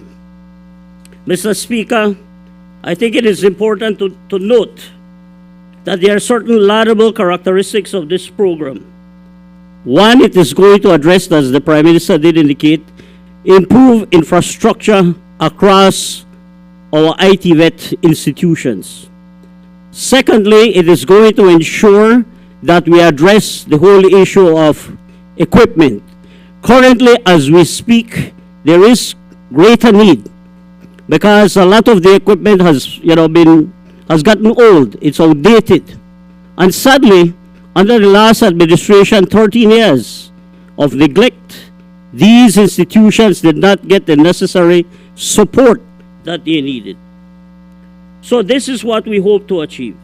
But apart from that, the program also seeks to support our students to ensure that they can go to school regardless of their financial situation. So whether they can pay or they cannot pay, the program is going to ensure that they are supported and that they stay in school. Another very important characteristic of this is that there is going to be greater emphasis and support for women, ensuring that our women are properly trained. And we know that many of our women, it's not that they don't want to participate in the labor workforce, but because of their responsibilities, as mothers, that limits them. And that is why there is even a bigger discussion where we're looking at providing the necessary support and training, for caregivers so that, they can support our women while they go to work. I think it's important that we look at these aspects of the program. And these are not limited only to this particular loan motion, but there are other efforts through the Ministry of Labor to certainly support, women participation in the workforce. It is also important for me to respond to the member from Mesopotamia. I'm not sure, Mr. Member, if you are still reeling from that short-lived truce on the 10th. But certainly it bothers me when I hear you say that we should focus on importing skilled labor. Why would we encourage that? We need to start at home because that's what you said. On a point of clarification, Mr. President, I am not encouraging it. I said, but if we're bringing people and we are going to train them, so if we don't need to train them, then we're bringing the skill if we need it. So, please. So, Mr. Speaker, what better way to ensure that we start at home, that we start with our Belizean youths, that we train them, that we ensure. We have to start at home, that we train them. Right. But I'm saying the point is, yes, we do need labor workforce that are migrants in certain areas, for example, in the area of agriculture. But there are other areas where it is imperative and it benefits us as a country to train our young people, our Belizeans. So, Mr. Speaker, in a nutshell, this is a very important program. I certainly want to commend and thank the Inter-American Development Bank, Taiwan, for their support. We are certain that this loan motion is going to produce a greater cadre of young professionals who are going to be ready to contribute to the development of our nation. And on a final note, I just wanted to add that I am very grateful, as Minister from Freetown said, the Honorable Member, that much work was put into developing an IT vet policy. Cabinet has given its full support. That policy has been approved. We are now working to ensure that we work with the Attorney General's Ministry to ensure that we develop and draft the legislation that is going to give full support to ensuring that we address the issues of IT vet education. Mr. Speaker, I thank you. I recognize the member from Dangriga. Thank you, Mr. Speaker. I rise just to make some short remarks, of course supporting this loan motion fully. And maybe in assistance to the member from Mesopotamia, and I want to lean on the Labor Force survey of April 2025 from the Statistical Institute of Belize that would help the member and of course anyone in the public who may have led to some confusion by the remarks from the member from Mesop. It states that in April 2025, the total labor force was estimated at 183,368 persons, up from 170,853 in April of 2024. Females continued to be significantly underrepresented, as nearly 3/5 of the total labor force was comprised of males. The labor force participation rate stood at 59.1%, an increase of 1.7 percentage points compared to April 2024. Gender disparities with respect to participation remain pronounced, with only 46.9% of working age women being a part of the workforce, compared to 72.3% of working age men. The gap highlights the continued presence of barriers to female participation. It speaks similarly to youth participation. So what that shows us is that we want to bring in females who are not participating in the labor force. For whatever reasons, they don't have the skills, they have not had the opportunity. And the IT vets present a very good medium for them to be able to get those skills, right? And that is the whole idea for females, for youths who need to get these skills. And so, while you have a low unemployment rate, it is a low unemployment rate based on all the people who are participating in the labor force. So we want to increase the number of people who would be able to participate in the labor force so that now you will have more people contributing to the economy of Belize, right? And this is the way we do it on this side of the house. We recognize and we take action where action needs to be taken. Thank you very much, Mr. Speaker.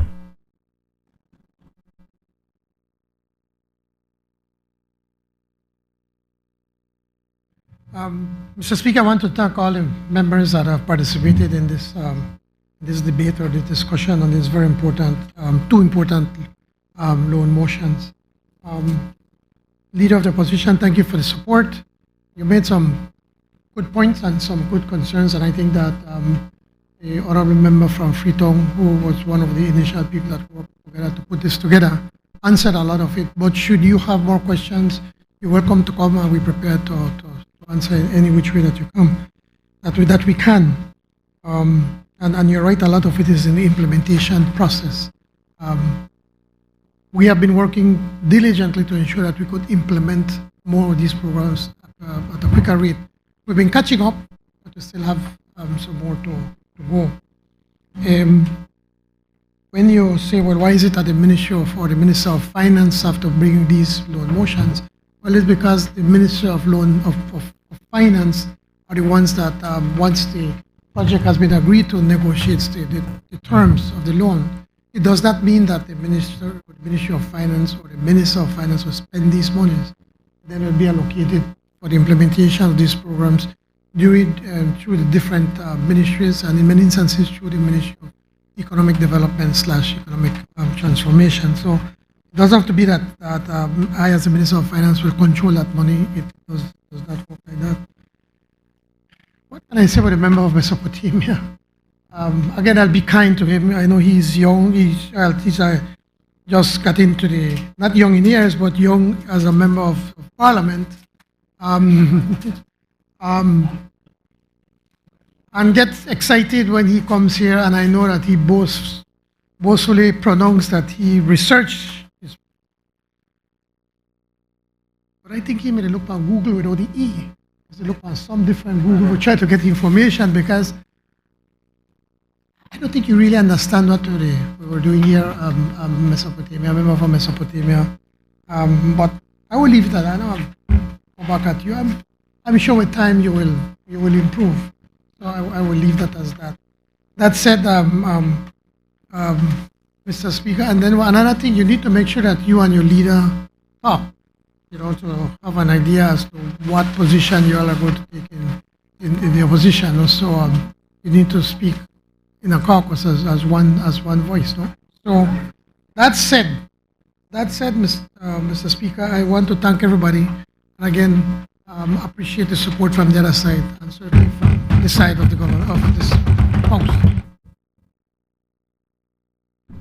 Honorable members, those motions are referred to the Finance and Economic Development Committee for examination, consideration, and report. I recognize the Honorable Prime Minister. Mr. Speaker, I seek the indulgence of this Honorable House to have both motions taken through all the stages this day.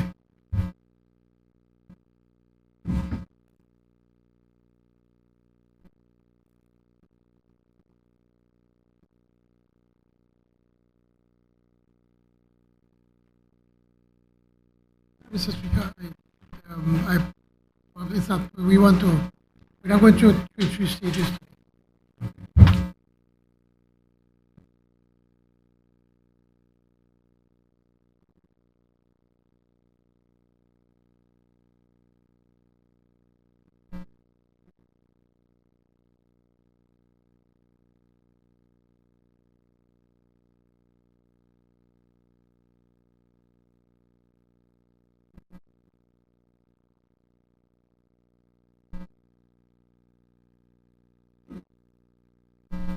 I recognize the Honorable Prime Minister. So I was moving too fast. Mr. Speaker, this is the government of Republic of China, Taiwan. And I remember from myself, listen, because I know you get confused. Amendment number 1 to loan agreement number 6020236013, loan amendment motion 2025. I move whereas the government of Belize, through its bilateral program of economic cooperation and development with the government of the Republic of China, Taiwan, requested and received financial support in 2019. The government of that country to finance the upgrading of the Corozal to Sartenea Road and the construction of the Pueblo Nuevo and Laguna Seca bridges. And whereas such financial support was in the form of a long-term, low-interest loan in the principal amount of $50 million, which a loan agreement was signed on the 19th August 2019 between the government of Belize and the Export-Import Bank of the Republic of China as the lender. And whereas, despite delays due to weather and other reasons beyond the reasonable control of the parties, the upgrading of the Corozal to Sarteneja Road and the construction of the Pueblo Nuevo and Laguna Seca bridges are expected to be completed by the end of September 2025. And whereas the government of Belize, in light of the extended time for completion and of an abundance of caution, requested from the lender, 1, a second extension to the commitment period of the loan for the undisbursed balance from 31st May 2025 to 31st December 2025, and 2, a 6-month suspension on the start date for the principal repayments of the loan from 22nd July 2025 to 22nd January 2026, whereas the Export-Import Bank of the Republic of China, Taiwan, has approved the government of Belize's request for an extension of the commitment period, as well as for the suspension of the start date for the principal repayments under the terms and conditions set out on Amendment 1 of the loan agreements as follows. Lender, Export-Import Bank of Republic of China, Taiwan, extension of period 7 months from 31st of May 2025 to 31st December 2025. Suspension of principal repayment start date 6 months from 22nd July 2025 to 21st January 2026 with the first repayment date being 22nd January 2026. Repayment terms, 30 consecutive semi-annual principal repayment installments comprising of 29 installments of US $1,666,667 and 1 installment of US $1,666,657. Payment payable 22nd January and 22nd July of each year, commencing 22nd January 2026 and ending 22nd of July 2040. Interest payments shall continue as per the loan agreement on the same interest rate and shall not be affected by the extension or the suspension. And whereas the government of Belize is required to obtain the prior authorization of the National Assembly, and by a resolution of such amendment, now therefore be it resolved that this Honorable House, being satisfied that this amendment is necessary for the effective completion of the project, approves and confirms that the government of Belize may enter into an amendment number 1 to the loan agreement 6020-23-6013 with the Export-Import Bank of the Republic of China, Taiwan, on the terms and conditions set out above, and further authorizes the Minister of Finance to execute and deliver the said loan motion agreement and all documents and agreements connected therewith. Mr. Speaker, my comments are going to be brief. First and foremost, this is not a loan motion. We're not borrowing more money. What merely all we're doing is extending the time for an existing loan that was signed with the Export-Import Bank of the Republic of China, Taiwan, for the construction of the Corozal Sarteneja Road, and which was signed in 2019. Again, I mentioned the project had several setbacks. One of them was the weather. Remember when we got into 2028, it was raining unceasingly. I think last year also we had almost 6 months of rain.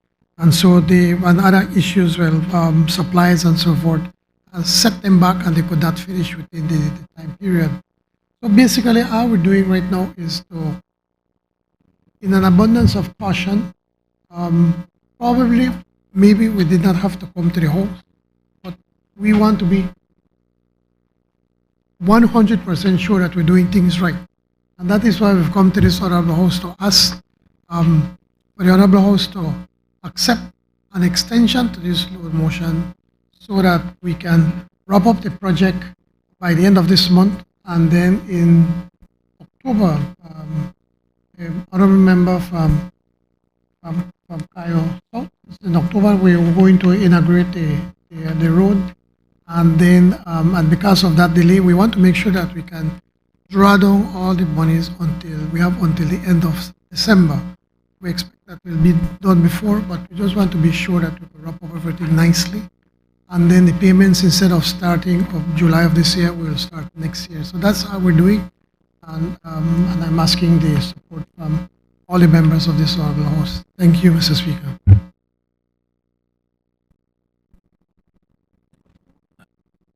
I recognize the member from Mesopotamia. Sorry. Stand corrected. Good afternoon, Prime Minister. If I'm wrong, I will take my leave. Stand corrected.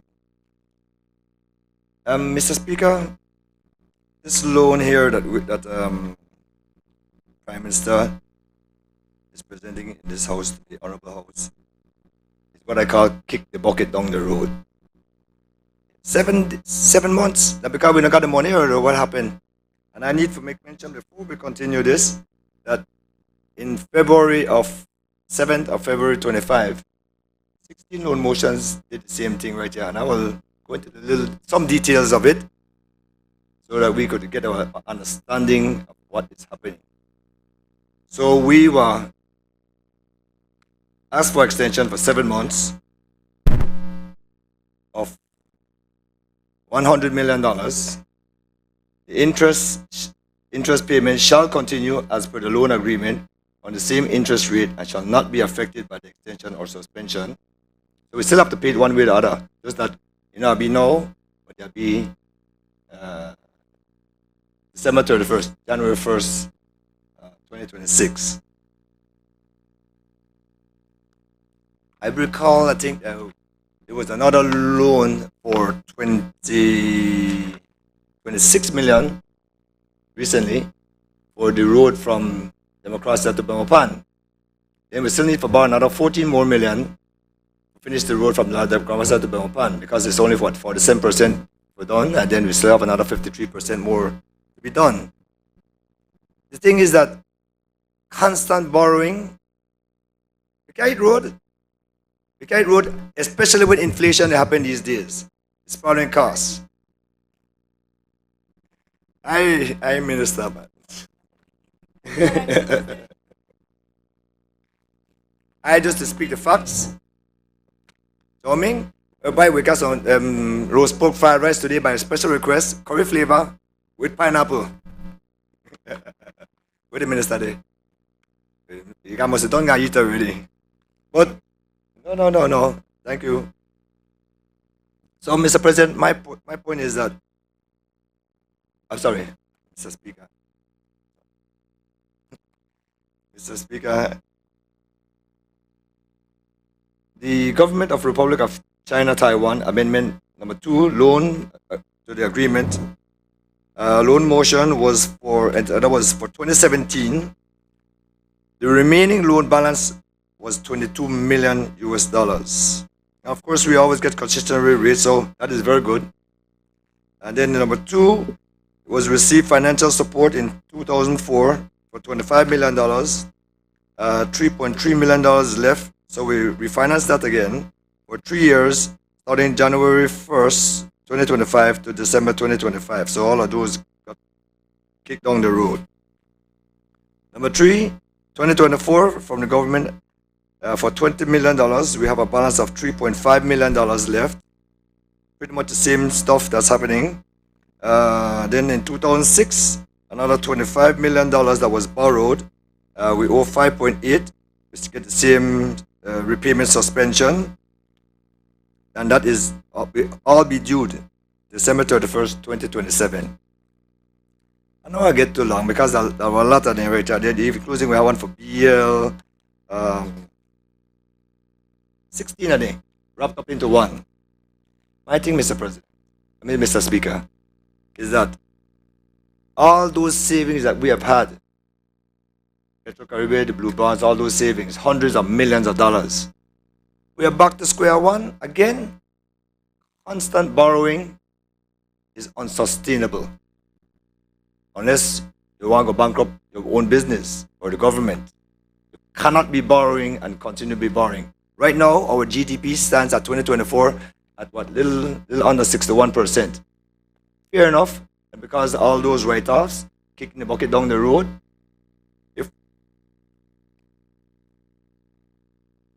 it is in the books, but but we're kicking the bucket down the road. Mr. Speaker, I got no problem with borrowing because I borrow too. Right? As a businessman, I borrow, I build, I invest. That is my job. But if we borrow, make we borrow some money for the relief right now. Inflation is through the roof. We need fuel for come down, butane for come down, gas for come down. These things, electricity.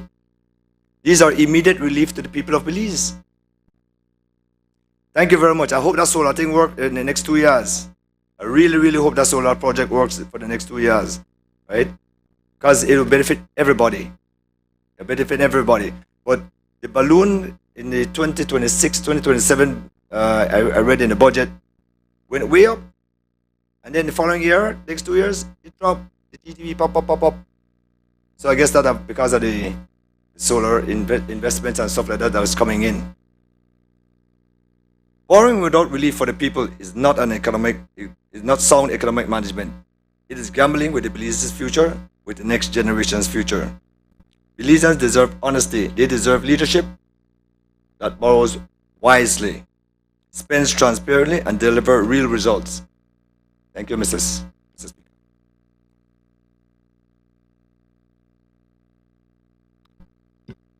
I recognize the member from Kaya South.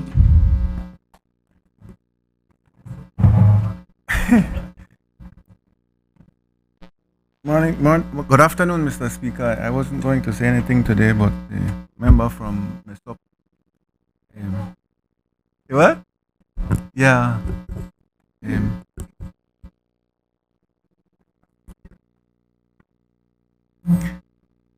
The gentleman said everything, but he forgot to mention that the loan that the Prime Minister was speaking of was a loan that your government did on $100 million. So all the rhetoric that you're speaking goes right back to your UDP government. This loan was made in 2019 under the UDP government.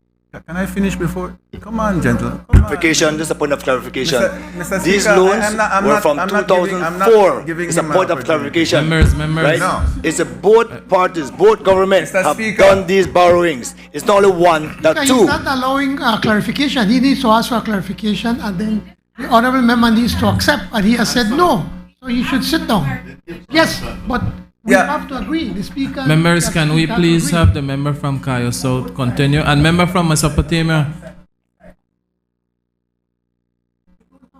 Member from Kaya South, can you please continue?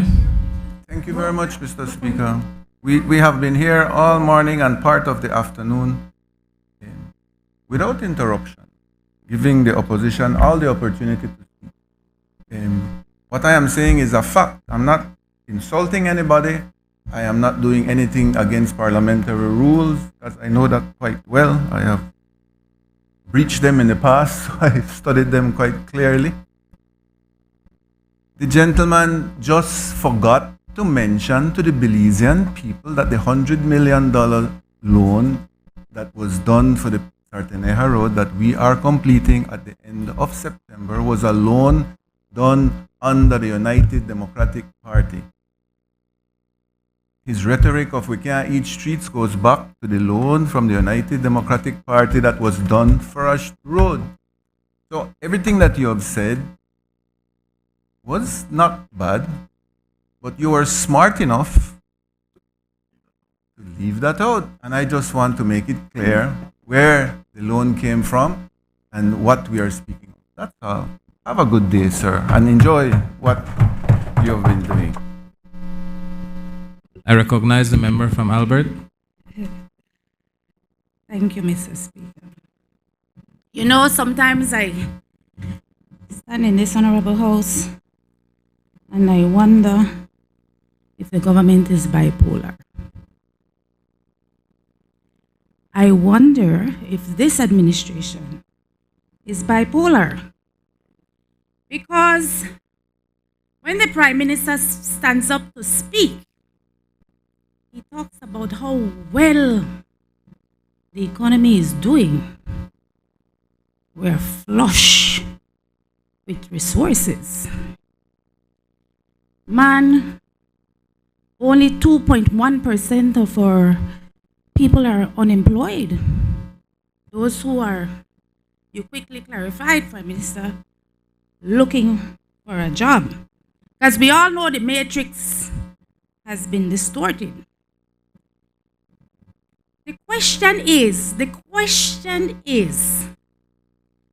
if we are doing so well, the economy is so robust, people are working, why is it that we continue to come to this honorable house and ask for extensions and deferrals in our loan commitments? In February, there were 17. We're now in September, and we're asking for a deferral, hiding behind the guise that the project is not completed. The project, for good reason, have had delays. Rain, weather conditions, etc., etc. One would believe, if you listen to the Prime Minister, that this is a revenue generating project that would require completion before your principal payment is met. There's no need. We have the money. The economy is at an all-time high. Our borrowing is at an all-time high. Our employment is at an all-time high. So why is it that a project that is not income generating, that the principal payments must now be deferred? Because under this administration, Mr. Speaker, the deferrals of loans are also an all-time high. You see, member for Orange Walk Central, you have to make it make sense to the Belizean people. If we're doing so well, let us then start meeting these commitments. I traveled to Shunush the other day, and I can tell you that particularly the citizens in the north are enjoying the use of that infrastructure. It hasn't hindered transportation. It hasn't hindered our tourism sector. It hasn't hindered our movement of our agricultural products. So let us meet the commitments we have when we promise to meet them. This administration would not be the only administration that has asked for loan deferrals. Absolutely not. The administration that I was a part of did the same thing. But this government keeps boasting, pumping your chest about how much investments we're getting and how the economy is growing and how everybody is working. If we're making the money, let us pay our bills. Thank you, Mr. Speaker. I recognize the member from Orange Walk Central. Mr. Speaker, I am floored. I really thought it would have been a straightforward motion. The honorable member of mess up or what messed up, I think, because I can't answer what he talked about because he makes no sense. I've been saying, I started from the beginning, this is not a new loan. All we're doing is an extension. And why is it that we do the extension? Because the project not finished yet. The project was expected to finish in July.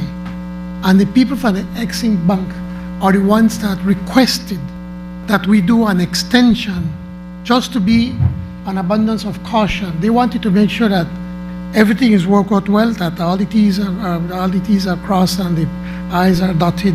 And so they're the one that came to us and asked that we do a motion to extend the loan because the project never finished. Any business person that's worth its salt. Are you a business person, Madam Albert? No, you're not. If you're a business person, you would understand. Any business person that's worth its salt will tell you cash flow, cash flow, cash flow. It's always about cash flow. Whenever you could mine your cash flow, you do it, you take advantage of it. And now here we come, the people from the Exim Bank asked us to do this. Not we. They asked us to do this because they're saying the period came to an end in July. That's when this project's supposed to finish. And they never finish because we don't go through that. So they are the ones that requested for us in an abundance of caution for their bank that we do an extension of 6 months. That's how we talk about, 6 months. They asked us, and so we came, and of course we had to take advantage of it. Why not? We agreed, of course. They want to make sure that it is correct. So all of your arguments have been rubbish, Madam Lady from Albert. You all speak without knowing. If you ask, we are telling you, man. And you make a big deal as if we borrow more money. We are not borrowing more money. The Exim Bank asked us from Taiwan for us to make this loan motion because the project was not finished on July. And so they're the ones. And so we're putting it to finish until December. For whatever reason, I don't expect anything to happen. But if there's any monies left to be paid or whatever, at least we know that we have another 3 months to be able to wrap up this project carefully, and then we'll start the payments in January. So, Mr. Speaker, I really hope with this that both sides of the House will support this motion. Thank you, Mr. Speaker. Honorable members, that motion is referred to the Finance and Economic Development Committee for examination, consideration, and report. I recognize the Honorable Prime Minister. Mr. Speaker, because this project is coming to an end, I seek the indulgence of this Honorable House to have this motion taken through all its stages this day. Honorable members, the question is that this motion be taken through all its stages this day. All those in favor, kindly say aye. Those against, kindly say no. I think the ayes have it. I recognize the Honorable Prime Minister. I am urging the leader of the opposition and members of the other side to listen carefully to this motion. Mr. Speaker, this is the International Bank for Reconstruction and Development through its International Development Association, what we refer to as IDA or IDA. Belize Development Policy Credit with Catastrophe Drawdown Option of US $20 million Loan Motion 2025. I move, whereas Belize, being a member of the International Bank for Reconstruction and Development of the bank, is eligible for development assistance in the form of loans, grants, and technical assistance from the bank on such terms and conditions as may be agreed between the government of Belize and the bank from time to time. And whereas in 2024, the bank offered the government of Belize the opportunity to access a catastrophe deferred drawdown option, CAT-DDO, to enhance Belize's crisis preparedness and prevention by providing a contingent financing line that offers immediate liquidity to address shocks related to natural disasters and public health emergencies caused by biological events. And whereas in an effort to receive approval for this CAT-DDO funding, the government over the past year began engaging in several reform initiatives demonstrate its commitment to improve disaster preparedness and eliminate resilience and strengthen financial protection to improve the country's ability to respond to shocks. And whereas after recognizing Belize's action to successfully commit to the reform initiatives in July of 2025, the bank approved for Belize to access the CAT DDO in the form of a concessional financing in the amount of US $20 million, which will be expeditiously disbursed in the event of a natural disaster or health-related emergency, providing the government with critical liquidity to respond. The CAT DDO disbursement will be immediate and flexible once the event occurs. And whereas the total financing allocated through the IBRD will be as follows: 1, US $5 million loan funds financed from resources of Belize's country allocation under the International Development Association, IDA, which is a development finance institution of the World Bank Group. 2, US $10 million loan funds financed from the Global and Regional Opportunities Window, GROW. 3, US $5 million loan funds financed from the Crisis Response Window, CRW. And whereas it is intended that the implementing agency for the CAT DDO will be the Ministry of Finance on behalf of the government of Belize, and whereas the bank has offered the government of Belize a total financing of US $20 million under the following terms and conditions. The lender, the International Development Association, IDA of the IBRD. Purpose: to address immediate country liquidity needs in the aftermath of natural disasters and health-related emergencies caused by a biological event, and enhance Belize's crisis preparedness and prevention. Disbursement schedule: immediately following a natural disaster or health emergency occurring within a period of 3 years. Loan term: 40 years, inclusive of a 10-year grace period on principal repayments. Repayment period: upon the disbursement, principal amount to be repaid in approximately 60 semi-annual and consecutive installments payable on 15th April and 15th October of each year, commencing 10 years after the date of the financing agreement as follows: 20 installments of US $200,000 commencing 15th October 2035 to 15th April 2040. 40 installments of US $400,000 commencing 15th October 2040 to 15th April 2065. A service charge of 1.48% is applicable upon the sum disbursed. And whereas, under the provisions of Section 7.2 of the Finance and Audit Reform Act 2025, the government of Belize is required to obtain the prior authorization of the National Assembly by way of a resolution for such a borrowing.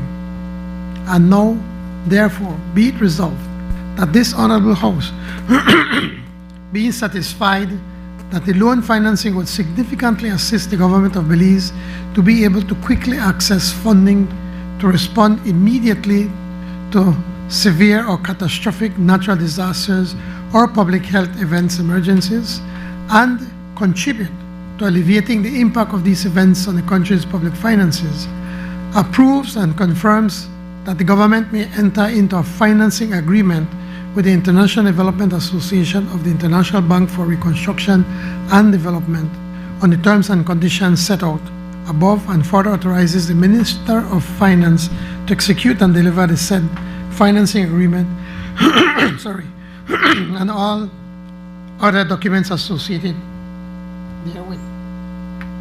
As an explanation, Mr. Speaker, last year, after 4 years of extensive advocacy on our part, the Minister of Foreign Affairs, the past Minister of Foreign Affairs, the present Minister of Foreign Affairs, and myself, every international meeting we go, we try to talk to heads of government for them to support Belize to be eligible to these special funds, the International Development Assistance Funds, because we were not supposedly eligible because they said that we're a middle-income country.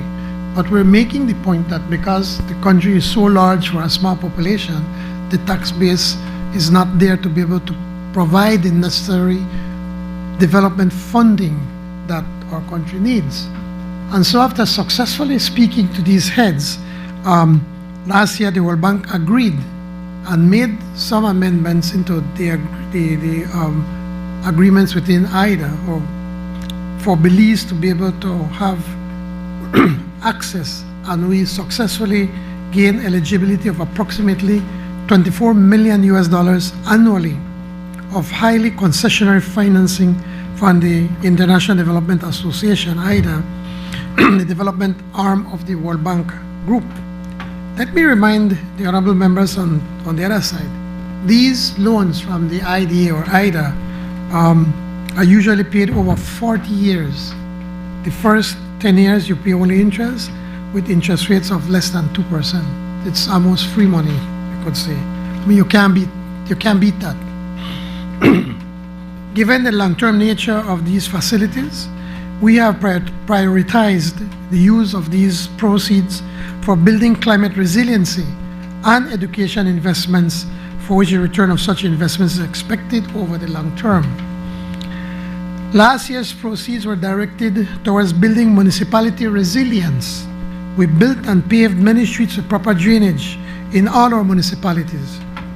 This year, we have prioritized supporting our disaster risk financing strategy to enhance Belize's crisis preparedness and prevention by providing a contingent financing line that offers immediate liquidity of $20 million to address shocks related to natural disasters such as hurricanes and public health emergencies caused by biological events like the COVID pandemic of 2020. Through a catastrophe deferred drawdown option, what we refer to as a CAT DDO. The contingency financing, which is deemed as concessional financing, is sourced from different IDA windows and allocated as follows. One, the Global and Regional Opportunities window, GROW, there's $10 million from there. The Crisis Response window, the CRW, $5 million. And from Belize's IDA's country allocation from the $24 million that's allocated, we are saying we want to leave $5 million of that money towards to make up for the $20 million that we are setting aside, God forbid, if there is a catastrophe. So, in other words, out of our annual $24 million, we are committing $5 million, and we're leaving the remaining $19 million for much needed projects on highly concessionary terms. In the case of the CAT DDO contingency line, no interest, no service charge accrues, only on drawdowns. So if we don't draw down on the 20 million, we don't pay nothing. Only if we pay 5 million, we pay on the 5 million. If it's 10 million, we pay on the 10 million. If it's 20 million, we pay on the 20 million. We do not pay nothing if we do not use those funding. And so it only accrues on drawdowns in the event of a natural disaster or biological event. As it is, Mr. Speaker, when we discussed this in Cabinet, it was brought up that we are facing a natural disaster right now with the sargassum. And so, Cabinet, we've agreed that we will make the case to the World Bank to see if the sargassum, when it reaches a certain amount, not when you leave it as sargassum, but a certain amount, that we could declare it as a natural disaster, because something that's affecting the entire region, the entire Western Hemisphere, and we had nothing to do with this. And to see if we can convince them to allow us to be able to draw down from that, to be able to help the tourism industry, to help protect our reef, to help protect our coastline against this basically a plague, this sargassum plague that's affecting us. Now, should we succeed, then we'd be able to use this money to help us to clear up the beaches and or try to prevent from it even getting to our beaches, get it outside before it gets in when it creates these problems. As I said, in the event of such drawdown, the annual service charge applicable is only 1.48% per annum, with a repayment plan of over 40 years, including a 10-year interest-only grace period. Mr. Speaker, this CAT DDO contingency line will form a critical component of our disaster risk financing arsenal. So, God forbid, a natural disaster were to hit us, we'll be able to respond immediately and effectively. Let me remind you, members of this honorable House, both sides, especially the other side, this is not a new loan. We're not borrowing money. This is just planning for the future if something were to happen, that we have where to go quickly to be able to look after our people. So I'm therefore most pleased, Mr. Speaker, to table this loan motion for consideration to this honorable House, and I look forward to the unanimous support from both sides of this honorable House. And I wish that the member from Sept was here, so maybe we could understand. I hope he not come and then start to talk again and we borrow more money, because he missed the presentation. So that said, Mr. Speaker, I urge the support from both sides. Thanks. I recognize the member from Albert. Thank you, Mr. Speaker.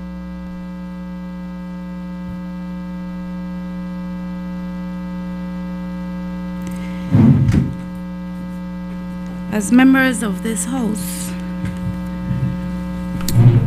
these are the kinds of initiatives that we want to support. The trouble we have is that there's gaps in the information, and you may be able to provide them, and that would be fine. This CAT DDO is $20 million US, stretched over 40 years with 10 years grace period. That's noble, if I can say so myself, especially in times of a crisis.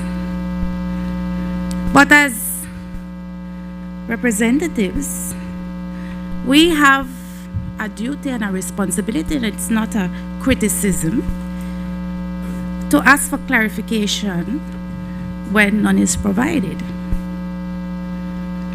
This motion states that Belize will have access to these funds in the event of a natural disaster or health-related emergency caused by a biological event.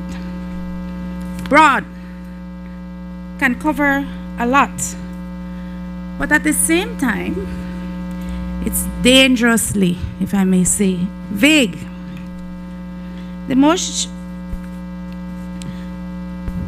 What is determined as a national disaster? Is it a Category 1 hurricane? Is it a Category 4 hurricane? Will it cover flooding that destroys farmlands in Cayo? Or another nationwide event? You mentioned the sarcasm, Honorable Prime Minister. Will it cover prolonged droughts that devastate our agricultural sector? Will an outbreak of dengue qualify? Or only something on the scale of COVID-19? These are not academic questions. They go to the heart of whether Belize will have some autonomy or some decision-making as to how these monies are accessed. So let me ask, who will do the risk assessment? Or who will decide when Belize qualifies for a drawdown? Is it the lending institution, which you alluded to, member, when you said a proposal has been sent for consideration for the bank to deal with the issue of our sargassum. Excuse me. Yes. You're discussing it. So it begs the question whether or not Belize can determine what is a national disaster, or whether we have to wait for the nod of the lending institution. Is the bank going to determine when the people are in crisis, when our country is in crisis, or do we get to make that determination?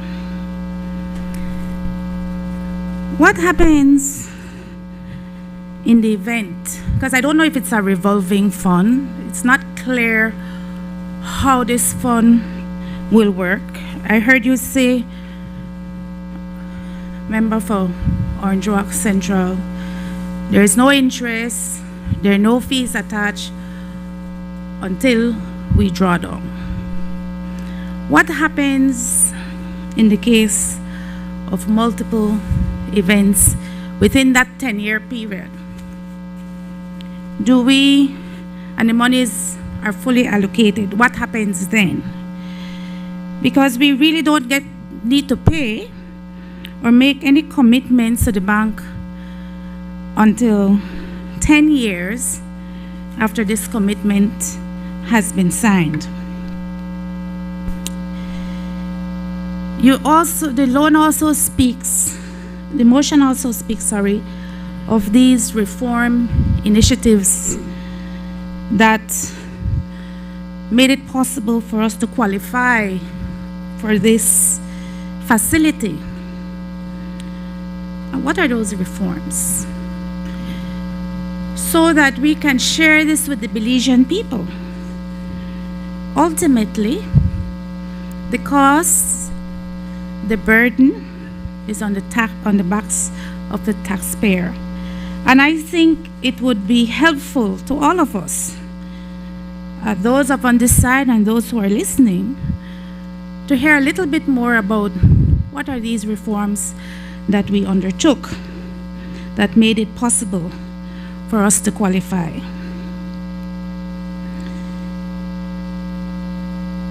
There is a service charge, I understand, if I read it correct, of 1.48% on some dispersed.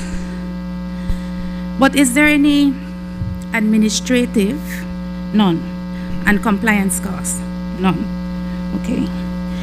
So we understand fully that having this facility available to Belize would be necessary and is necessary in a crisis.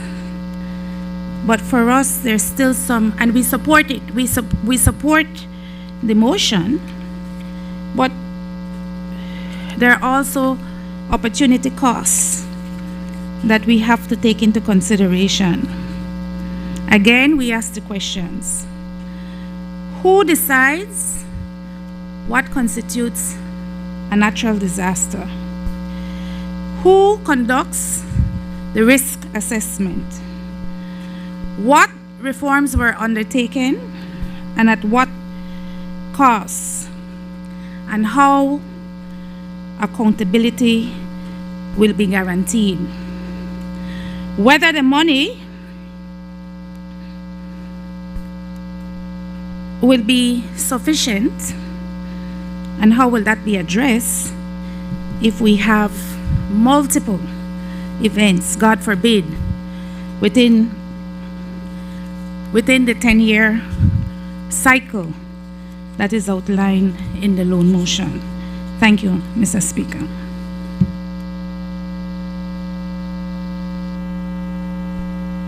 I recognize the honorable member from Orange Rock Central. I can't be but amazed when the leader of the opposition, he talked from two ends of the mouth. From one side of the mouth, he said, we can't trust Belize. with their monies, because for anything you want to call a natural disaster, and we are draw down and bad spend of the money in effect. And that's what you said. And then for the other side of your mouth, you're then saying, we can't trust the World Bank because then who? They decide when we have a natural disaster. What if we have a natural disaster? And they said no. Basically, that's what you're saying when you're asking a question. The point is, when you were speaking, I did not interrupt you. Let me. Honorable member from Albert.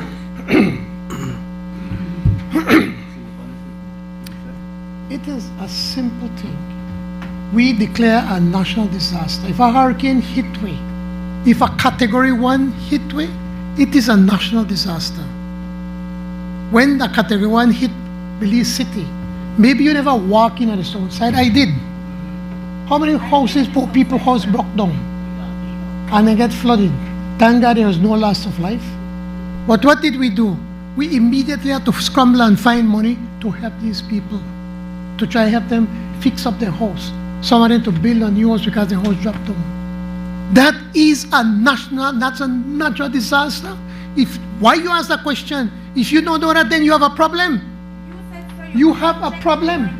It is a natural disaster. I don't need to school you with something like that. And once we declare a natural disaster, Mr. Speaker, it is obvious then that the people from the World Bank will immediately come and take a look on the ground. And yes, it is their money. At the end of the day, they will decide, but they know that we will not come and just for any thing is a natural disaster, because then if that is the case, then it means that the country they try to rob the IDA money, and it's not acceptable. We declare a natural disaster, and then obviously the World Bank will have to come on ground. They have their people, and they work with us and say, yes, for sure, you really need this money, see it here, spend it, and then, but also we have to give accounting to the bank how this money is going to be spent. And not only they give you free money, are simple things, man. If you are really serious, Madam Member from Albert, you could come to him and show everything we talk about. There's nothing to hide. I thought you've been praising this government. It is something your government could have never conceived of trying to get access to this IDA money. We could have never conceived that. We worked for 4 years to get this money, access to this money. The reforms, there are a number of reforms that we had to pass and to approve so that we could get this funding to set aside for emergencies. We had a national land policy, which the cabinet we approved, a national risk management policy, a national building codes policy, a microinsurance regulations policy, and I think there are a few more. I don't remember all of them. But there's several of them that we had to put in place so we could show to the bank that we're serious in the work that we're doing. After we passed all of these policies, then it was, I think, July, that the board met and said, okay, Belize, you met all of what is expected of you. So now we are providing, we are supporting for you to have access to $20 million in case of an emergency. So, Mr. Speaker, I really hope that we can have the support from both sides of this House. Again, Mr. Member from Mesopotamia, we're not borrowing money just a line of credit per se, and if we need it, we can take it. And usually in the bank, when you have a line of credit, you have to pay, right? Right? You have to pay and leave funds. In this one, we don't pay nothing. We only pay if we draw the money. Only if we draw, whatever we withdraw, we pay for. And then this is for 3 years. 3 years from now, they're going to see if what we use or what we never use and renegotiate another one. So it goes, yes, like a revolving fund as we go about. That's basically what we're doing. Okay? Thank you, Mr. Speaker. And I urge the support from everyone. Honorable members, that motion is referred to the Finance and Economic Development Committee for examination, consideration, and report. Mr. Speaker, I seek the indulgence of this Honorable House to have this motion taken through all its stages this day.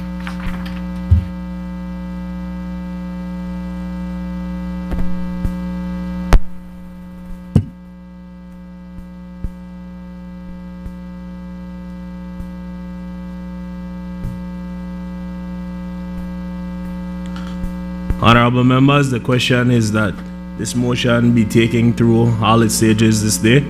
All those in favor kindly say aye. Aye. Those against say no. I think the ayes have it. Announcement by the Speaker.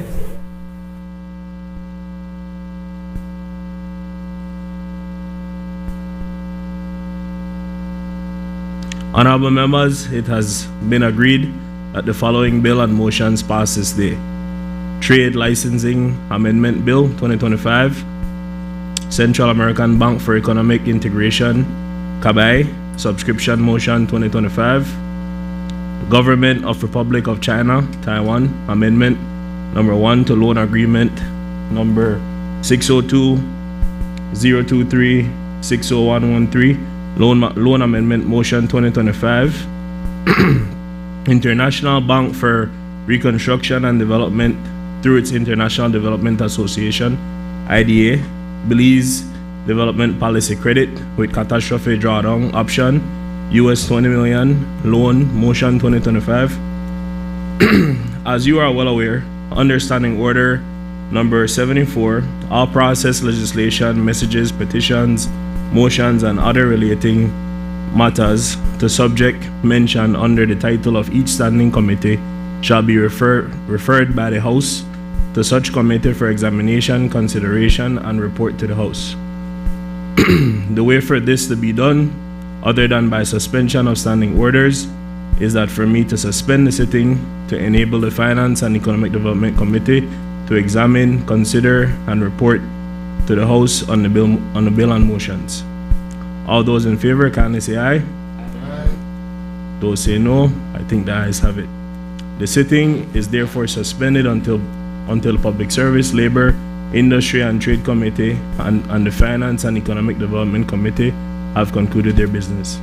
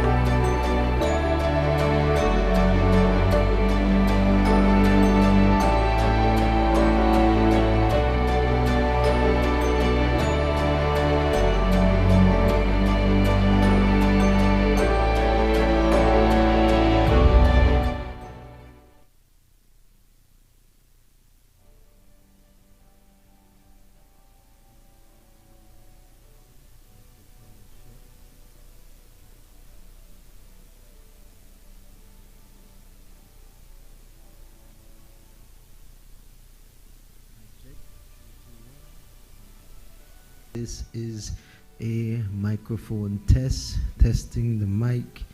Good?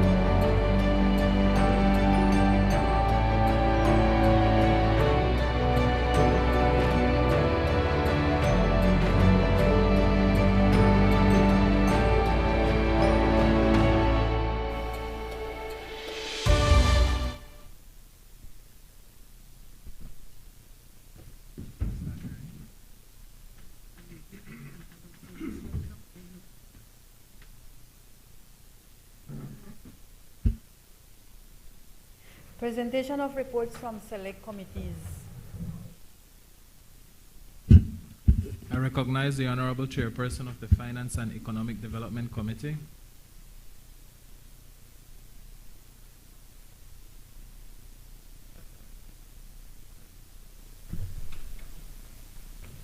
Mr. Speaker,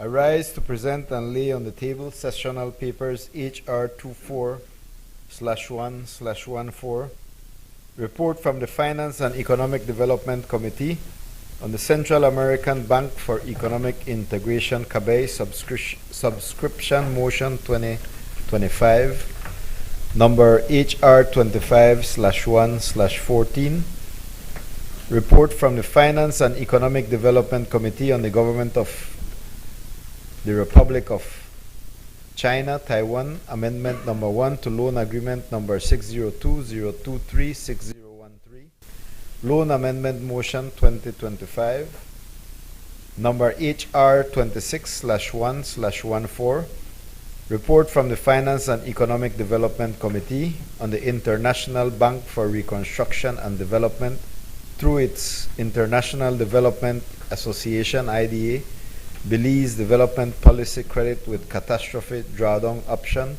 US $20 million, Loan Motion 2025. Thank you.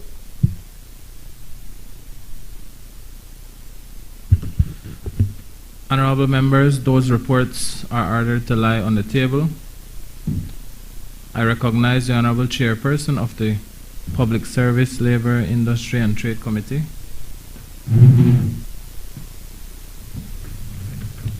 Good afternoon, Mr. Speaker. I rise to present and lay on the table sessional papers numbers HR 27/1/14, report from the Public Service, Labor, Industry and Trade Committee on the Trade Licensing Amendment Bill 2020. Honorable members, that report is ordered to lie on the table. Public business, government business motions. I recognize the Honorable Prime Minister.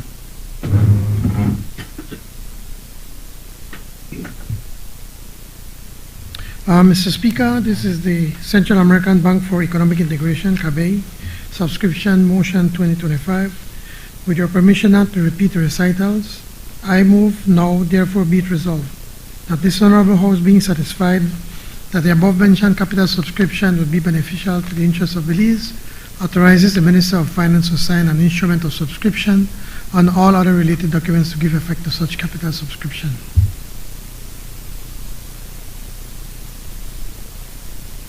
Honorable members, the question is, now therefore be it resolved that the Honorable House, being satisfied that the above-mentioned capital subscription would be beneficial to the interests of Belize, authorizes the Minister of Finance to sign an instrument of subscription and all other related documents to give effect to such capital subscription. All those in favor kindly say aye. Aye. Those against kindly say no. I think the ayes have it. I recognize the Honorable Prime Minister.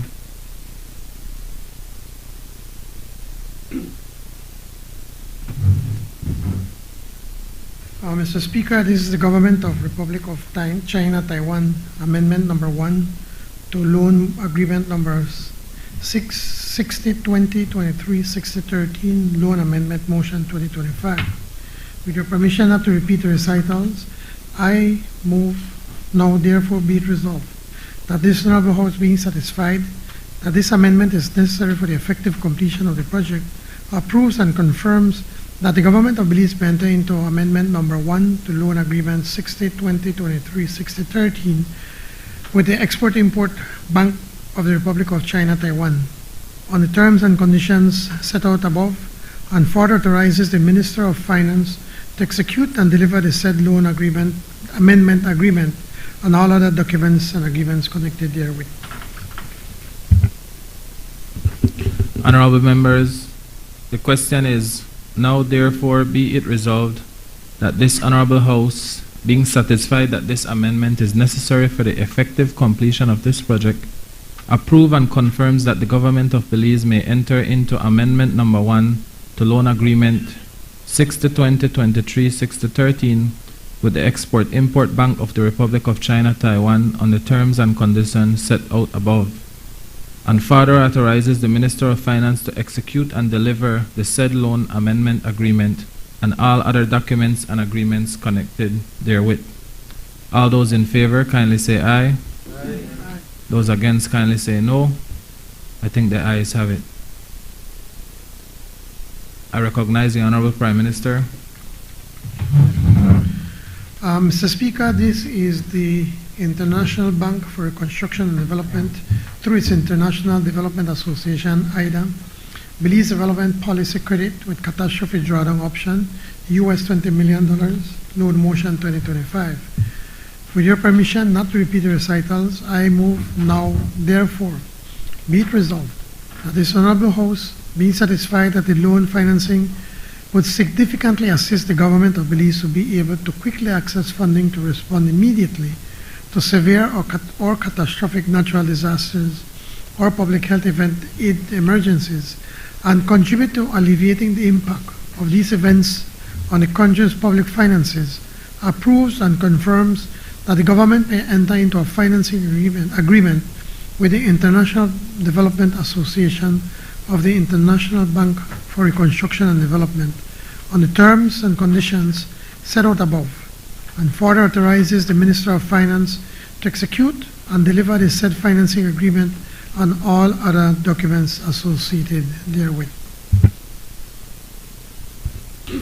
Honorable members, the question is, now therefore be it resolved that this Honorable House, being satisfied that the loan financing would significantly assist the government of Belize to be able to quickly access funding to respond immediately to severe or catastrophic natural disasters or public health event emergencies, and contribute to alleviating the impact of these events on the country's public finances, approve and confirms that the government may enter into a financing agreement with the International Development Association of the International Bank for Reconstruction and Development on the terms and conditions set out above, and further authorizes the Minister of Finance to execute and deliver the said financing agreement and all other documents associated therewith. All those in favor kindly say aye. Aye. Those against kindly say no.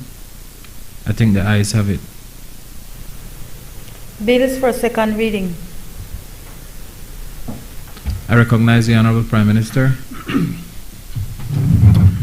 Mr. Speaker, this is the Gaming and Lotteries Control Bill 2025. Mr. Speaker, I seek the indulgence of this Honorable House to defer the second reading of this bill to a later date. Honorable members, the question is that the second reading of the Gaming and Lotteries Control Bill 2025 be deferred to a later date. All those in favor kindly say aye. Those against kindly say no. I think the ayes have it.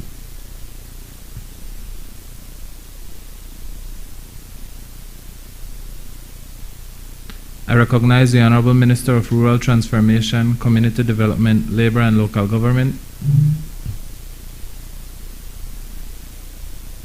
Mr. Speaker, this is the Trade Licensing Amendment Bill. I move the second reading of a bill for an act to amend the Trade Licensing Act, Act number 19 of 2024, to further change the date of entry into force of the Act to allow for further public sensitization of the scope and nature of the Act, and to provide for matters connected therewith or incidental thereto.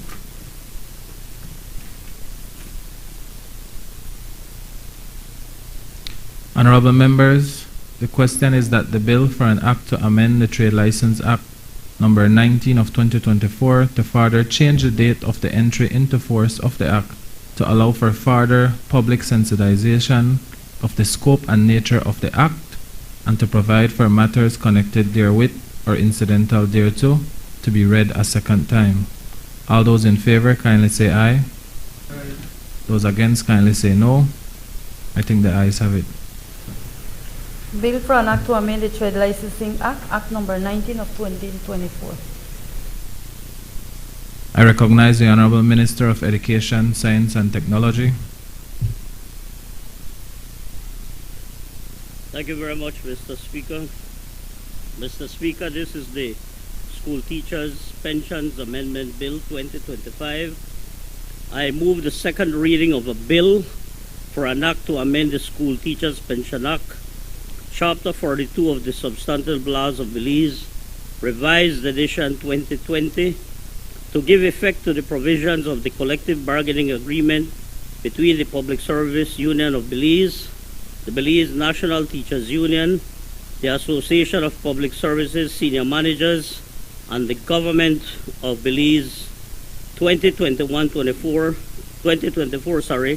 by clarifying that for the purpose of calculating pension for teachers in government-aided schools, salary refers to the percentage of salary covered by grant in aid as established under the Education Act, and to provide for matters connected therewith or incidental thereto.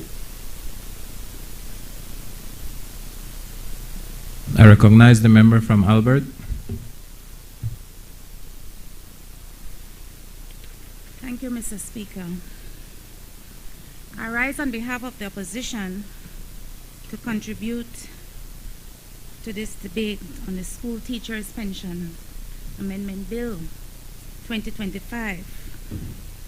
At its core, the bill seeks to amend the definition of quote-unquote salary for the purposes of pension calculation for teachers in government-aided schools. It ties that definition, Mr. Speaker, to the portion of salary covered by grant in aid in line with the Education Act, and it applies retroactively to September 1st, 2024. This amendment, Mr. Speaker, is modest and technical, but let us not underestimate its importance. For decades, teachers in grant-aided schools, the majority of our education system, have struggled with questions of fairness when it comes to pensions. Any step towards clarity is welcomed and recognized by the opposition. We give credit where credit is due. First, clarity for teachers. Teachers now have a clearer understanding how their pensionable salary will be calculated. That reduces disputes and legal ambiguity. Respect for the collective bargaining agreement. This amendment gives effect to provisions negotiated between the government and the unions. Thank you, Honorable. The PSU, the BNTU, the APSSM, it shows respect for social dialogue. And the retrospective benefit. By setting the commencement date to September 1st, 2024, the bill ensures that teachers retiring after that date will benefit immediately. For these reasons, Mr. Speaker, we on this side will not oppose the clarity. Our teachers deserve the planning, the certainty of planning their future. But there are deeper issues that cannot be ignored. Mr. Speaker, if we're honest, we must go beyond the tidy of the language in this bill and examine both the political and the economic context behind it. Let us recall how we got here. In 2024, Just months before the general elections, this government announced that teachers in grant-aided schools will receive 100% of their salaries covered by the government. It sounded generous. It sounded like progress. But Belizeans are no fools. They know a gimmick when they see one. This was not careful education reform. It was a political handout, time to win votes. And how do we know this was not intended to last? Because almost immediately after the elections, this same government returned to the negotiating table with the unions, pushing for a contributory pension scheme. In other words, shifting the burden back on our teachers and public officers.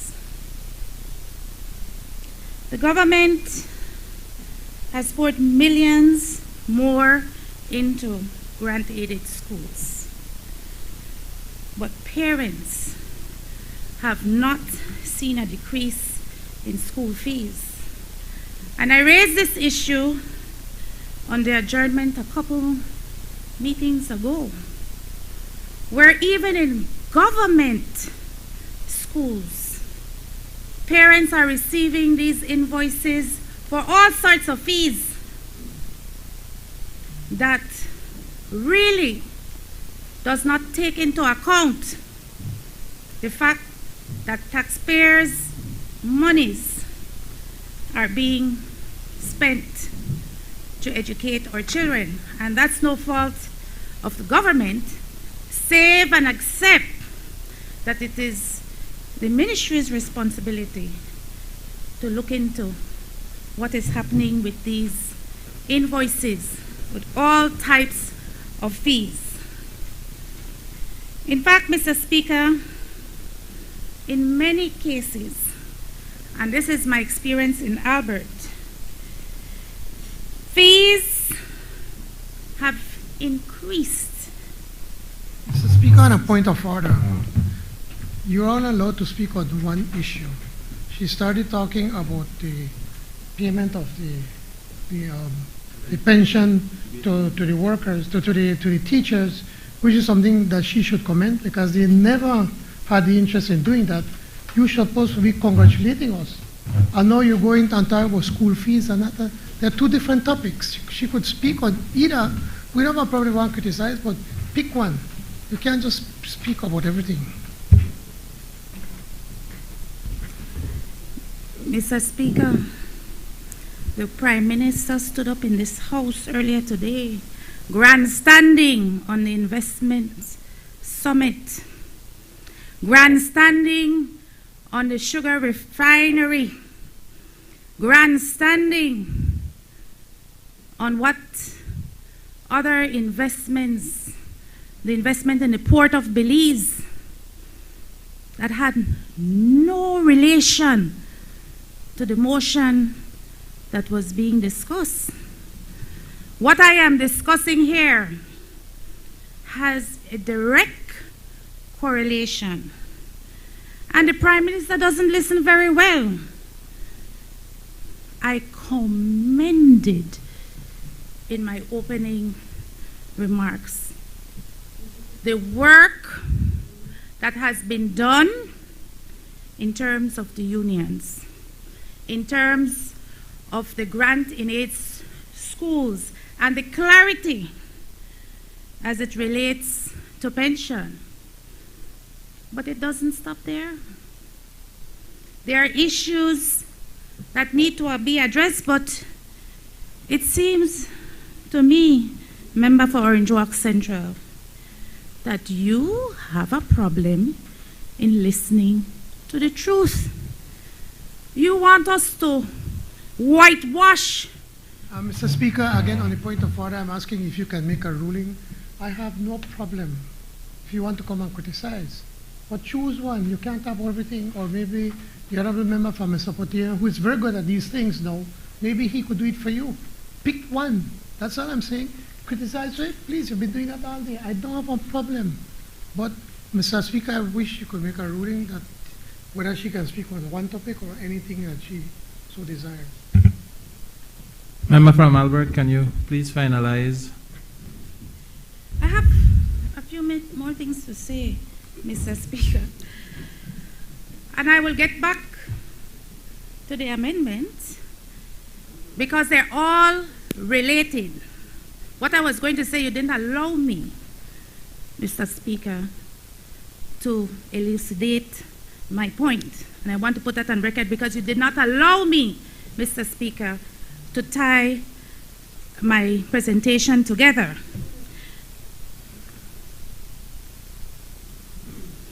I like you, though. I like you. The amendment sets September 1st, 2024 as a start date for the new pension calculation. But what about teachers who retired in August of 2024 after giving decades of service? You asked for the job and you made the commitment. You made, sir, this administration made the commitment to the teachers as an election gimmick. They will not benefit. Members, please let's allow the member from Albert to finish.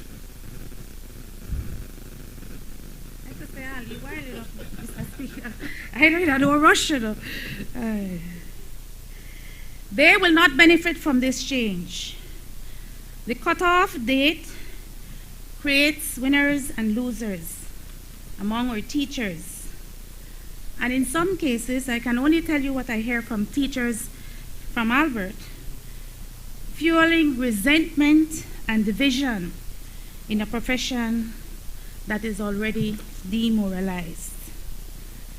A fair government would have considered phased adjustments or backdating to ensure equity.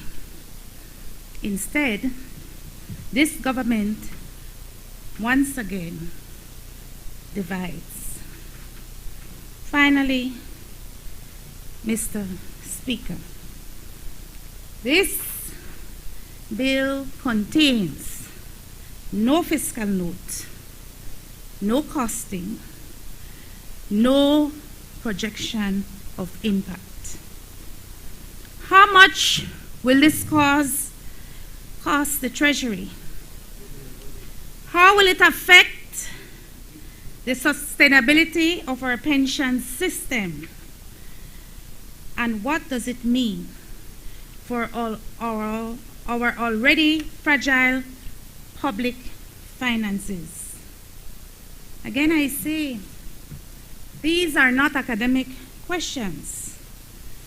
Belize faces mounting debt, tight budgets, and increasing pressure from international financial institutions. We ask, in the interests of our teachers, is this policy making by instinct, or have we taken into consideration long-term sustainability? Thank you, Mr. Speaker. I recognize the member from Freetown. Thank you, Mr. Speaker.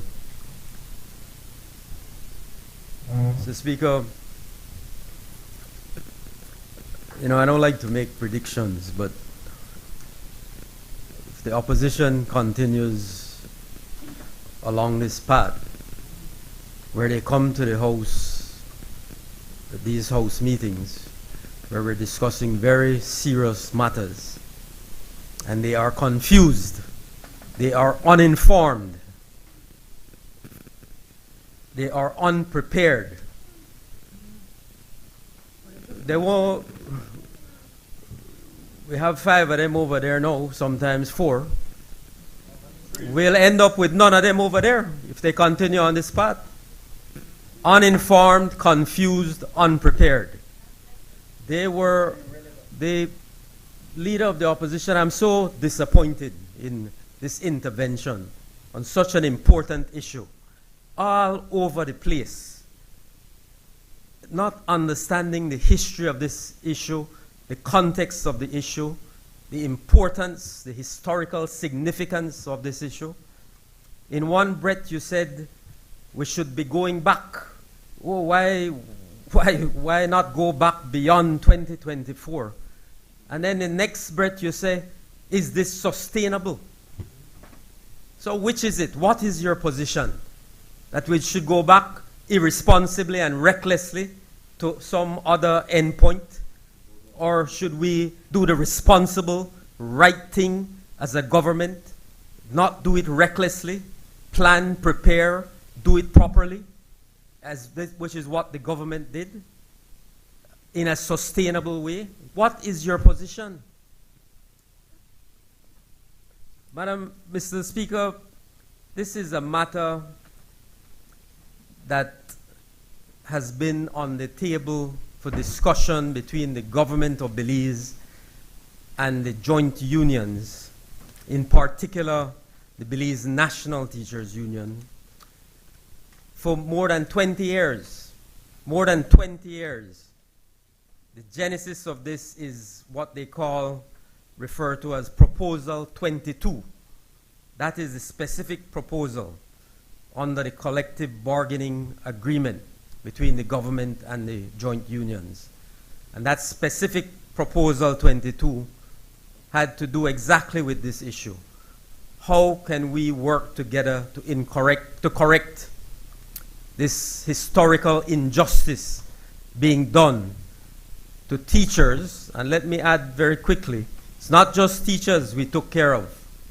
Not just teachers. We on this side, in our government, made sure that when we addressed this matter, we did not only take care of our teachers, we took care of the watchmen and the caretakers and the cleaners who work in the schools who are not getting any pension benefits. We took care of them too. We did not leave them out. So we took care of everybody. This is a matter that the previous government refused to settle, refused to deal with. They never felt it was unfair. They come here today talking about being fair to teachers and talking about going back. You all did nothing to correct this injustice. So don't come here today and stand up and talk about challenging what we were doing and questioning the fairness of what we are doing and talking about creating some, I wrote down what you said, nobody benefited. Creating winners and losers. There are only losers under the UDP. No winners. We have created the winners. We have made sure we take care of the teachers.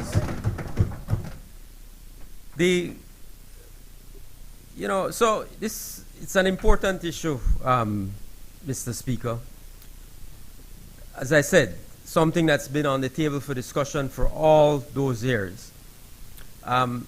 It was our government that took the decision that we wanted to put an end to this, correct that injustice, and make sure that our teachers, and as I said, these other ancillary workers, that they would have the opportunity to receive pension benefits when they retired.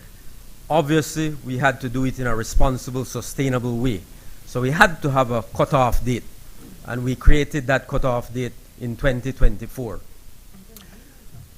This is not coming at a small cost to the government and people of Belize. It's not coming at a small cost. And we discussed this quite openly when we were having these discussions with the unions. It's costing the government of Belize $14 million a year in addition to what we are already spending on our teachers and pension benefits. $14 million a year additionally. And that will continue. And that will it will grow over time, obviously. So it's a very, very costly initiative, but we did it because we knew it was the right thing to do for our teachers. So, you know, Mr. Speaker,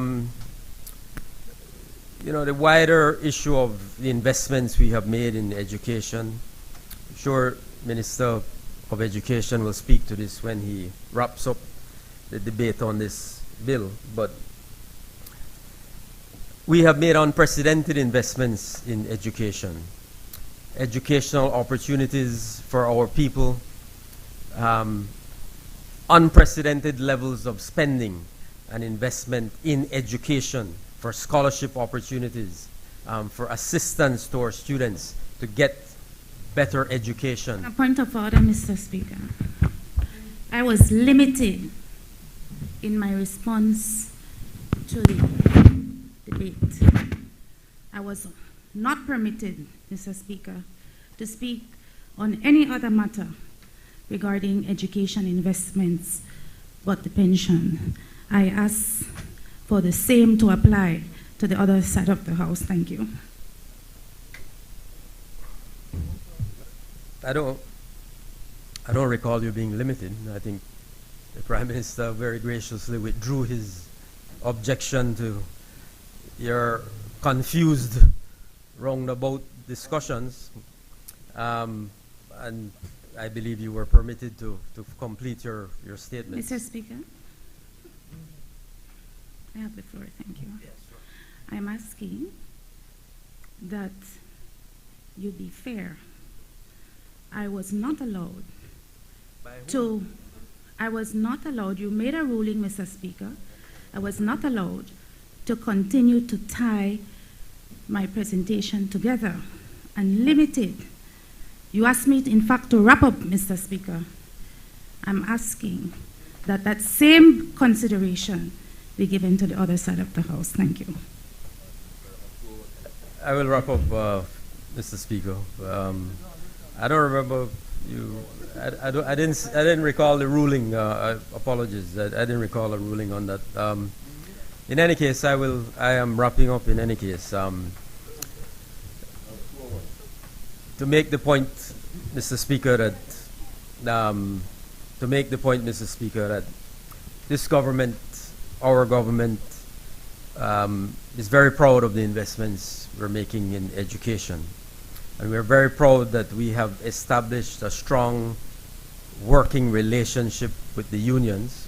We don't agree on everything, of course, but it's a relationship based on respect, open dialogue. Deputy Prime Minister chairs our negotiating team that meets with the joint unions. He can tell you we have very, very vigorous discussions and debates. But we have a shared commitment to the national interests of this country.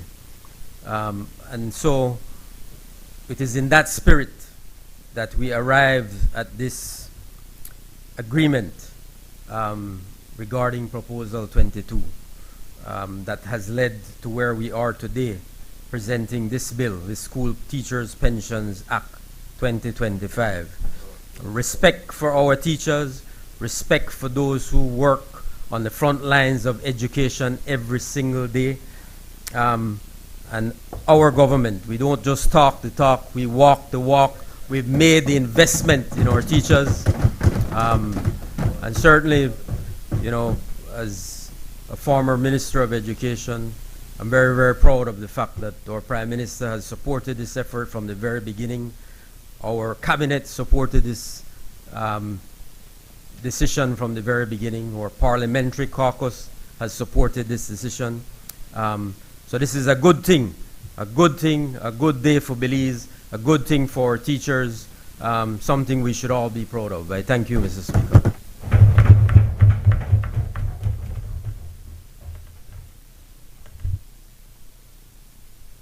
I recognize the member from Toledo.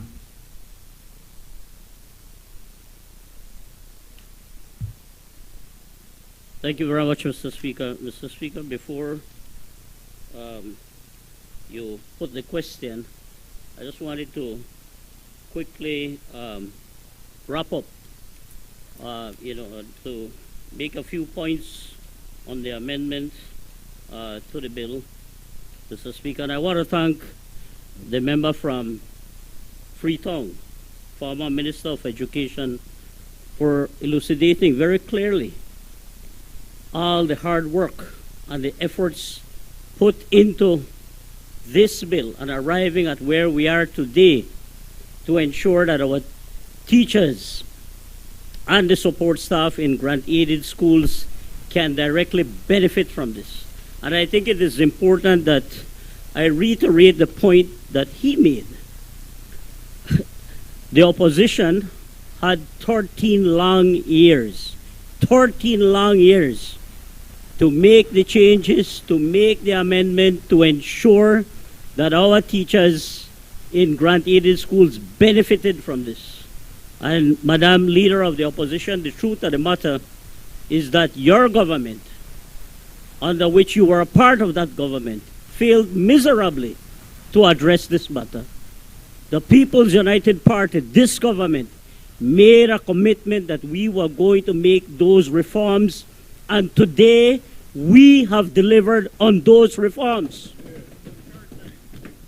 It is clear that we have delivered, and this is so significant because, as Minister from Freetown said earlier, our teachers now, going back retroactive September 2024, have a surety that when they retire, they are going to be getting 100% of their retirement benefits, whether it is a gratuity or whether it is a pension. But it goes beyond that. That not only did the bill take into account the teachers, but also the support staff. That, the yardman, the security guard, and other auxiliary staff members will also enjoy full benefits to their gratuity benefits. This is significant. And I want to thank Minister Francis, DPM Cordell Hyde, certainly Minister Osha, and all the members of the joint negotiating team who worked very hard with the unions, the PSU and the Association of Senior Managers, and everybody who worked diligently to ensure that they could arrive to this moment. And I want to say that apart from these pension benefits that our teachers now enjoy, our government continues to support education. We have the track record. We started the Healthy School Feeding Program, a very, very important program that today has over 78 schools, both at the secondary and primary school level. Almost 15,000 students are direct beneficiaries. Mr. Speaker, on a point of order. I'm wrapping up, Madam Member. Mr. Speaker, on a point of order.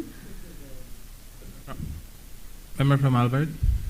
I am asking again for the consideration of your chair to ensure that the debate is fair and balanced, and that since the opposition was not able to speak on other areas of education as part of our debate on this matter, that the same applies to the members on the other side. Thank you.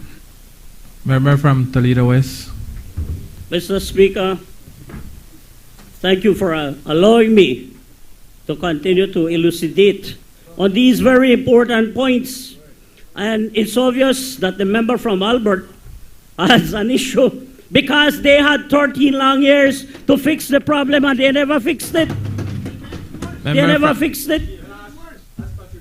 Member from Toledo West, can we please Yes. focus there? But this is all part and parcel of the amendment that we are discussing, Mr. Speaker.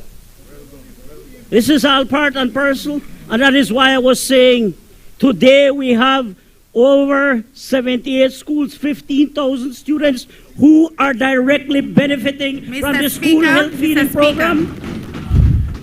Member from Albert.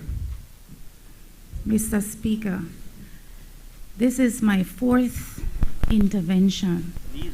Had I been allowed to complete my intervention, I would not, you know worry about that. The people know exactly what, and you know worry about that. I would not have a problem, Mr. Speaker, with them grandstanding and using this house to grandstand on political gimmicks. I will not do, Mr. Speaker, and I'm asking you, sir, for your fair play in this debate. Thank you. Mr. Speaker, just to point out, I realized that when the honorable member was talking she was talking on education, and I realized that she should continue. And I told her to proceed. I told her it's okay to proceed. She could have continued, but she never want to continue. Mr. Speaker, so now I blame you over Mr. this Speaker, side. you gave a... Someone, please. Mr. Speaker, you gave a ruling. You said I was to wrap it up. You did not say that I could continue in providing my interventions on this debate.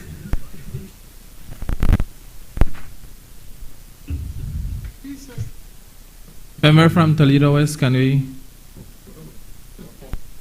I'm far from wrapping up, Mr. Speaker, because we have to speak to the facts. We have to speak to the facts. Under the Education Upliftment Program, which was piloted, by the way, Madam Leader of the Opposition in Southside, Belize City, that's where it was started under the former Minister of Education. So these are all part of how we are working and supporting to uplift education. Today, that program has expanded all over the country, where we have students. They are able to go to school whether they can pay their tuition or not. The government takes Mr. care of Speaker. that.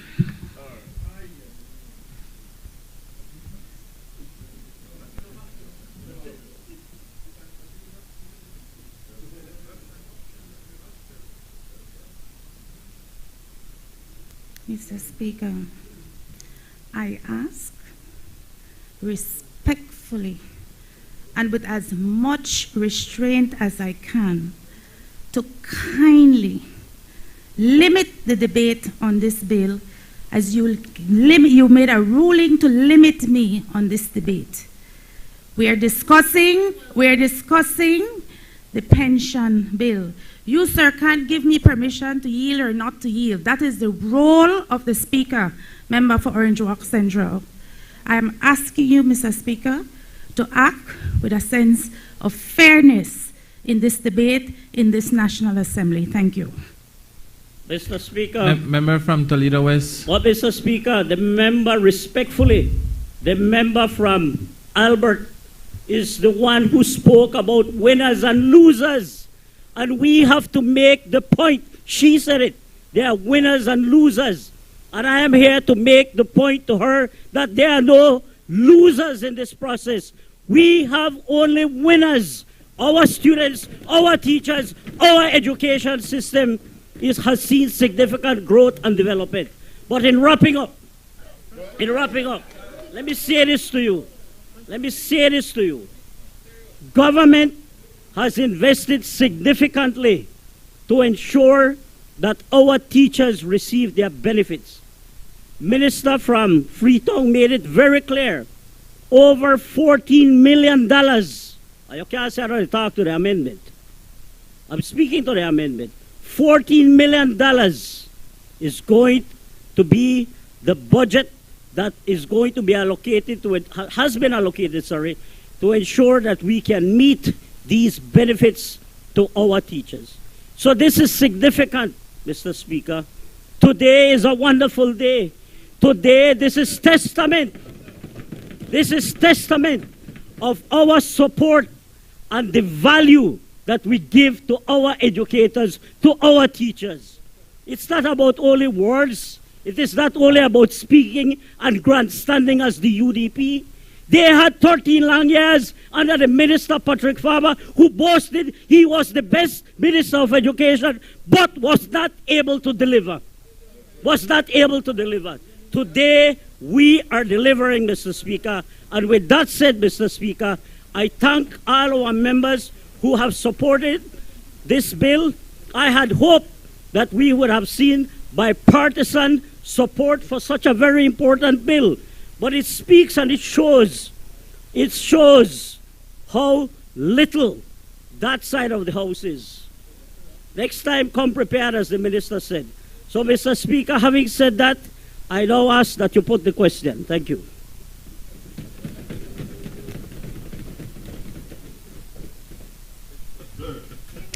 Honorable members, the question is that the bill for an act to amend the School Teachers Pension Act, Chapter 42 of the Substantive Laws. Members, Chapter 42 of the Substantive Law of Belize, Revised Revision 2020, to give effect to the provisions of the collective bargaining agreement between the Public Service Union of Belize, Belize National Teachers Union, Association of Public Service Senior Managers, and the Government of Belize 2021 to 2024 by clarifying that for the purpose of calculating pension for teachers in government-aided schools, salary refers to the percentage of salary covered by grant in aid as established under the Education Act, and to provide for matters connected therewith or incidental thereto be read a second time. All those in favor kindly say aye. Aye. Those against kindly say no. I think the ayes have it. Bill for an act to amend the School Teachers Pension Act, Chapter 42 of the Substantive Laws of Belize. Committee of the Whole House on Bills. Honorable members, the House will now resolve into a committee of the whole House to consider the bills that were read a second time. I would like to ask the media and those in the galleries to leave during this portion of the sitting.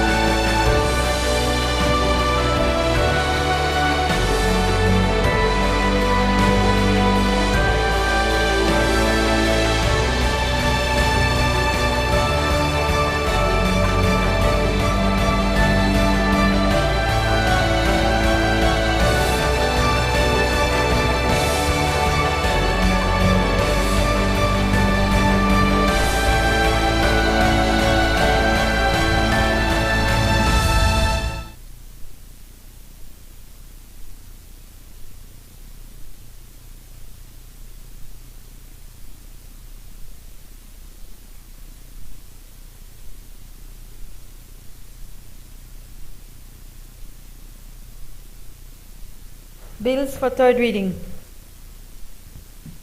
I recognize the Honorable Minister of Rural Transformation.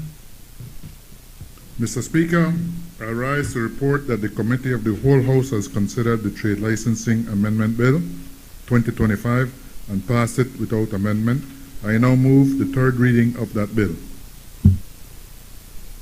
Honorable members, the question is that the bill for an act to amend the Trade License Act number 19 of 2024 to further change the date of the entry into force, for an act to allow for further public sensitization of the scope and nature of the act, and to provide for matters connected therewith or incidental thereto, be read a third time. All those in favor, kindly say aye.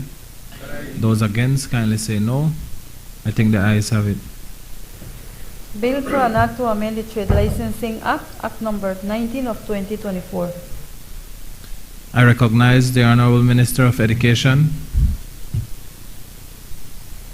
Mr. Speaker, I rise to report that the Committee of the Whole House has considered the School Teachers Pension Amendment Bill 2025 and passed it without amendment. I now move the third reading of that bill. Honorable members, the question is that the bill for an act to amend the School Teachers Pension Act, Chapter 42 of the Substantive Law of Belize, Revised Division 2020, to give effect to the provisions of the collective bargaining agreement between the Public Service Union of Belize, Belize National Teachers Union, Association of Public Service Senior Managers, and Government of Belize 2021-2024, by clarifying that for the purpose of calculating pension for teachers in government-aided schools, salary refers to the percentage of salary covered by grant in aid as established under the Education Act, and to provide for matters connected therewith or incidental thereto, be read a third time. All those in favor, kindly say aye. Aye. Those against, kindly say no. I think the ayes have it. Bill for an act to amend the School Teachers Pension Act, Chapter 42 of the Substantive Laws of Belize, Revised Edition 2020. I recognize the Honorable Prime Minister. Mr. Speaker, I move that the House do now adjourn.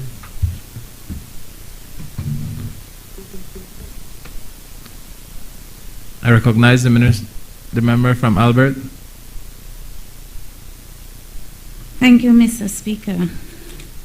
I'm sure the Honorable Member for Orange Walk Central would want to adjourn this meeting. But before I get into the matter of national concern, I want to place on record our gratitude to the Honorable Prime Minister for the Ministry's support for the pantry program for members on this side of the House. The contributions is well received and will go a long way in alleviating some of the needs of the people within our respective communities. You see, members, I believe that gratitude is a must. Mr. Speaker, the matter of urgent concern that I wish to speak to this afternoon is the sacred duty of our government and its executive to defend our citizens.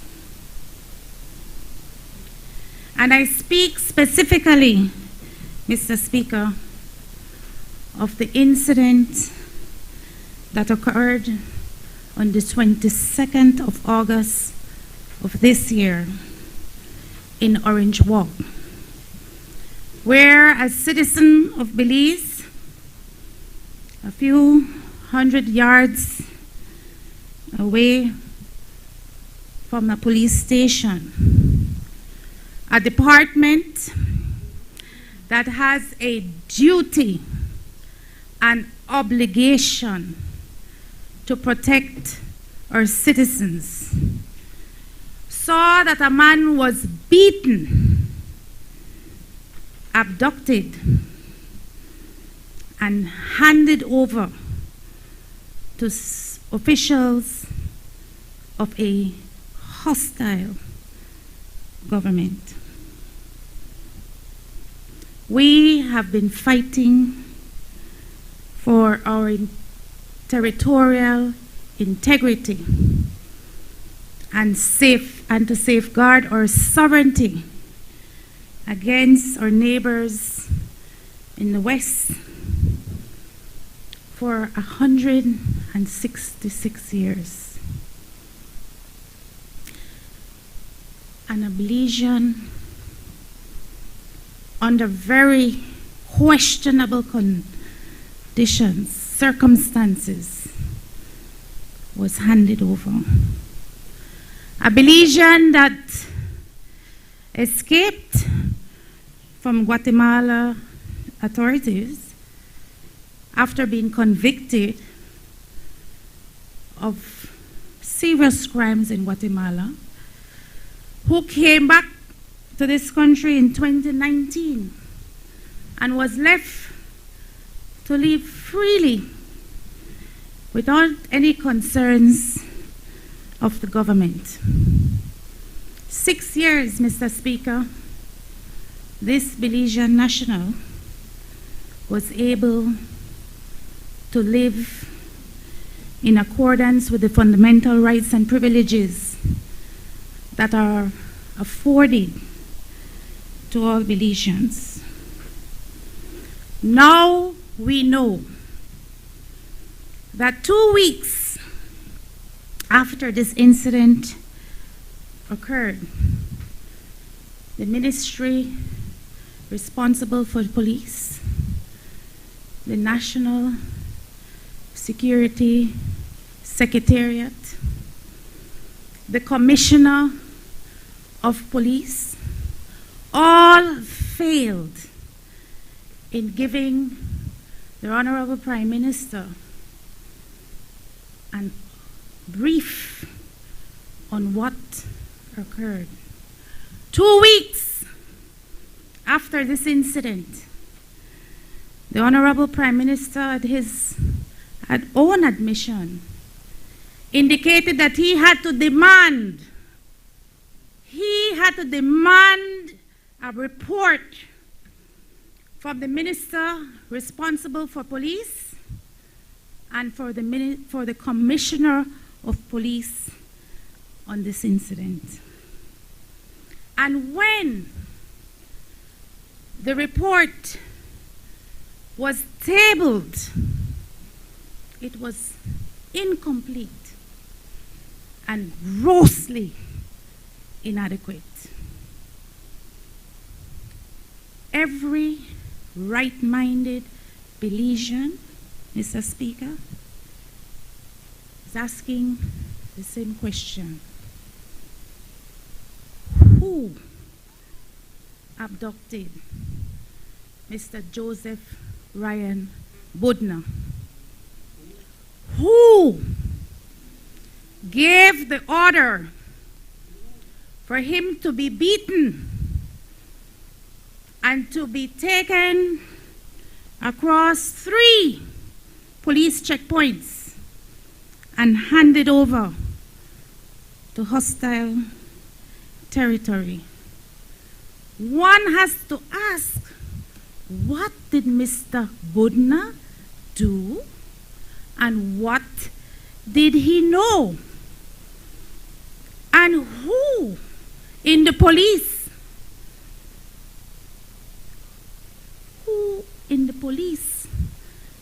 department got the order? We have seen evidence, Mr. Speaker, that suggests that the members of the police department were involved in this incident. There are surveillance videos that have been leaked that clearly suggest that members of the police department are involved in this incident. This incident happened in the middle of a number of government buildings where cameras captured exactly what transpired, how it transpired, and who were the perpetrators. And yet, we cannot get any answers. I would like to believe, Mr. Speaker, that certainly neither the Honorable Prime Minister or his minister responsible for police or any of his cabinet colleagues in Orange Walk District are responsible. But the kind of frivolous, flippant, evasive approach in dealing with this issue decisively leaves more questions than answers. If there's nothing we are afraid of, release the surveillance videos. Release this report that our Prime Minister had to demand. He, Mr. Speaker, gets a police briefing every morning about what has happened in this country, particularly as it relates to cross-border activities.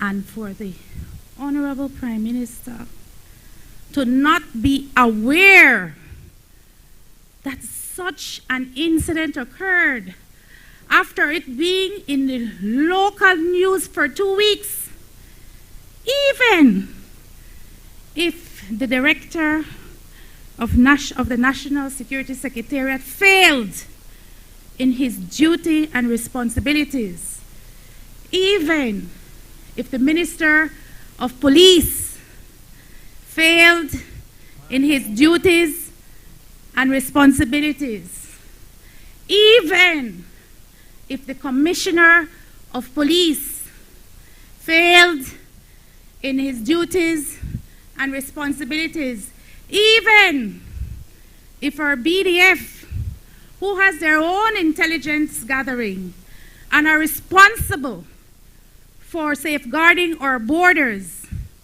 failed in their duties and responsibilities, the independent media in this country did not. And so for the Honorable Prime Minister to suggest he was completely unaware that this matter was never raised in cabinet. Mr. Speaker, it leaves more questions than answers. And the mistrust that the citizenry has in its police department is justified. It's absolutely justified. And to say that the response to this is to place the commissioner on 45 days leave of absence is unacceptable. He's still the commissioner. He still has influence. He still can give order. Tell me, Mr. Speaker, Who in the police high command will speak against the commissioner of police with the understanding that he will be back in 45 days? Why were the reporting protocols and procedures not followed? For that alone, he should be removed as commissioner of police. This is a serious matter.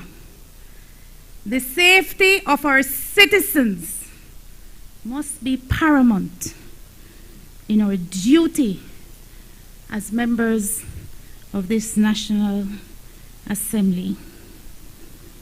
And so I ask for the record, even though I wrote to the Honorable Prime Minister and I wrote to the Minister of National Security, neither of them offered the courtesy of a response. You see, Mr. Speaker, as Belizeans, we have a right to review the surveillance videos. We demand a copy of that report that the Prime Minister has said is incomplete and unacceptable. Whether incomplete, whether unacceptable, the Belizean people have a right to know what was reported by the police high command. And most importantly, Mr. Speaker, we need an independent investigation into this matter. The police cannot investigate the police, not in a situation where leak footage has suggested that the police was directly involved in this incident. There are many who would like to turn their attention to the victim and all he is responsible for, and for the avoidance of any doubt. If you do the crime, you must do the time. If you do the crime, you do the time. And there is a process in law. There is not an extradition agreement, but there is agreement between the government of Belize and the government of Guatemala on how we deal with prisoners. Mr. Budna was not afforded a right to natural justice or the right to due process. And it is not acceptable.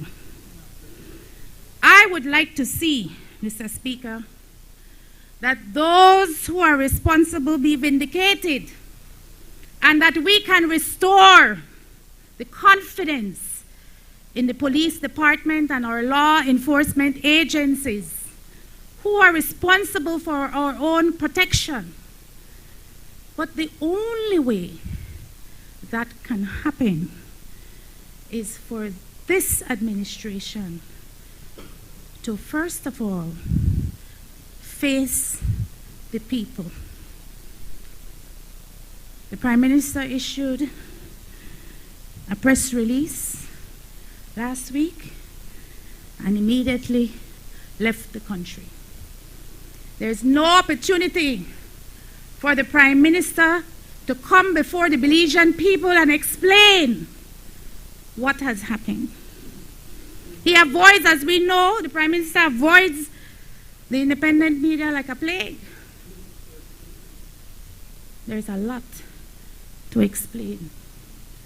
And the very minimum is for the Belizean people to hear from the man that they gave an overwhelming mandate to govern this country in accordance with the Constitution of Belize. So I ask, Mr. Speaker, I join my voice with the voices of our former Minister of Foreign Affairs, Mr. Godfrey Smith. I join my voice with the Association of Defense Attorneys. I've joined my voice with our civil society partners. I join my voice to our National Trade Union Congress of Belize. I join my voice with every Belizean citizen who requires a clear explanation as to what occurred on August 22nd of 2025 in Orange Walk Town, and how this administration will deal with this issue decisively in a way that the perpetrators, regardless of who those perpetrators are held to account. In closing, Mr. Speaker, I take this opportunity to wish the people of Belize a happy 44th Independence celebration. This year, we claim that we are stronger together and we rise forever.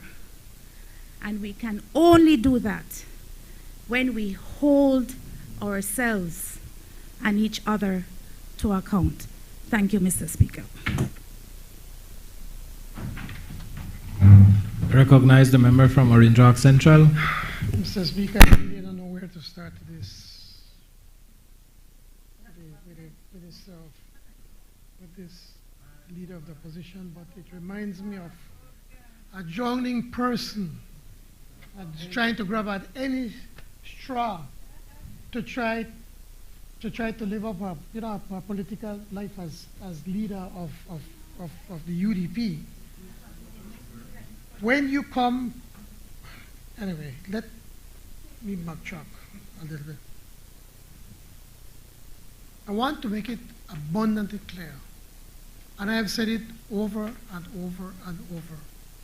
What happened to Mr. Buddha was not sanctioned by this government, and this government would never sanction such an action against any citizen, no matter how bad that citizen is. We would not do that. So I want to make it abundantly clear. Now, I wish that the minister responsible for the police department would have been here, because then he could have explained in more details what has happened. Unlike the previous Prime Minister who tried to control everything, I do not get daily reports from the police. I've never gotten any daily report from the police. What? I'm not even a cabinet secretary. No, we do not get it. We don't manage the police. The police should be left alone to do their jobs. We do not interfere politically with the police department. Or like what you did under Jan Saldiva. Every member that was accepted in the police department had to get a letter from a UDP representative. The first thing we did when we got into government, we said that practice stops immediately. That nobody send none of us send any note, make them hire anybody. So not come to we and talk about the police department. We have fired over 200 road cops. Over 200 of them, not it? Because you know it's the truth. Over 200 road cops we have fired. And anytime we meet these road cops, we're going to continue to get rid of them. And you know who we had in 200 road cops? That is Jan Saldiva government, the UDP then. The very same person is hanging on for her political life. Yes, your CM, senior advisor, that he hiring people. I don't talk to the media. At the investment summit, I met all of them, and I answered every question they asked me. Just now, they asked me for another interview. I answered every question they asked me. Stop perpetrate Jules Vasquez, man. I know Jules Vasquez at UDP. I know Jules Vasquez at the mouth of the UDP. And so you continue to perpetrate that I don't want to meet the media. I'm always accessible to them. Whenever they ask me for an interview, I give them an interview. Maybe sometimes, yeah. If Jules Vasquez wants to run his government, make he put his name on ballot. You never registered to vote? Yeah, he registered to vote. And so he's the money. I have to give one press conference. I meet with the media all the time. Our government, all of us, when they ask us for an interview, we give it, unlike the other set of dodo birds and UDP, they were told they can't speak to the media. Only one person used to talk for the media, and that was the then Prime Minister. Nobody else was allowed to speak. You may say Gapi Vega may give one speech. I think he one time around 2010 when he talked about he's not normal people. Remember that? But yet we allow all our members, every member on the side can speak with the media, and they speak when they're asked to give an interview.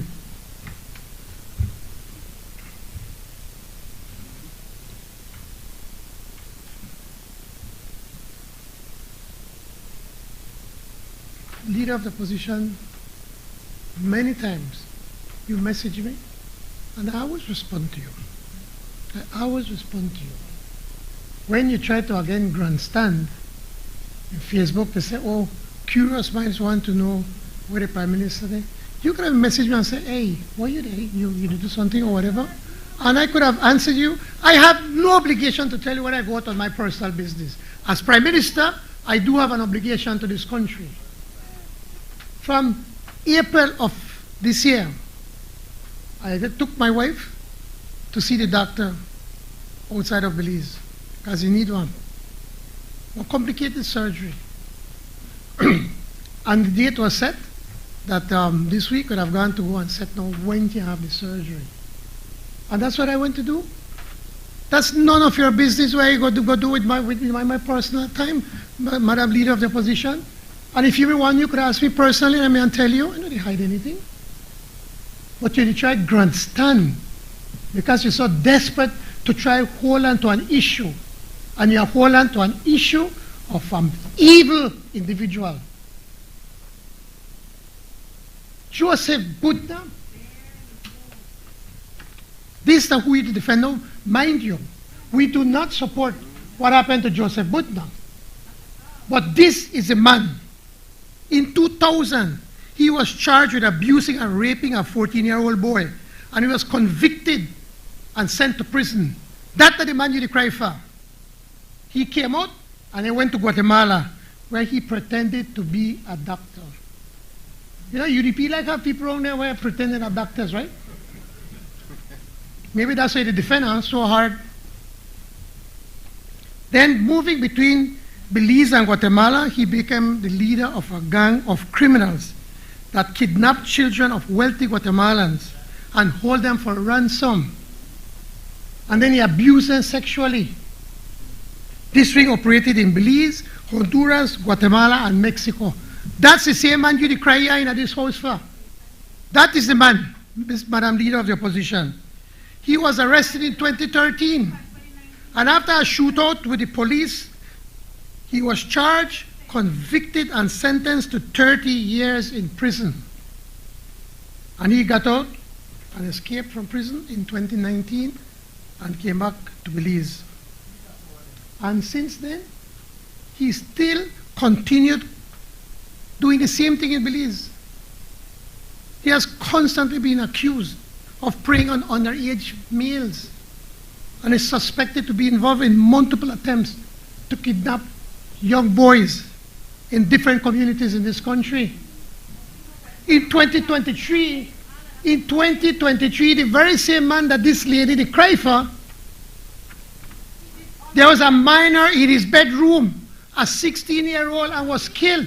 Did you cry out for the family? Did you cry out for this family? Did you come to this house and condemn this man that a 16-year-old child was killed with Joseph Bunda in his room? Did you ever cry out for them? You said nothing. But now because you're trying to grandstand politically, Mr. Speaker, when she be talk, I listen to her, you know. Me never interrupt her.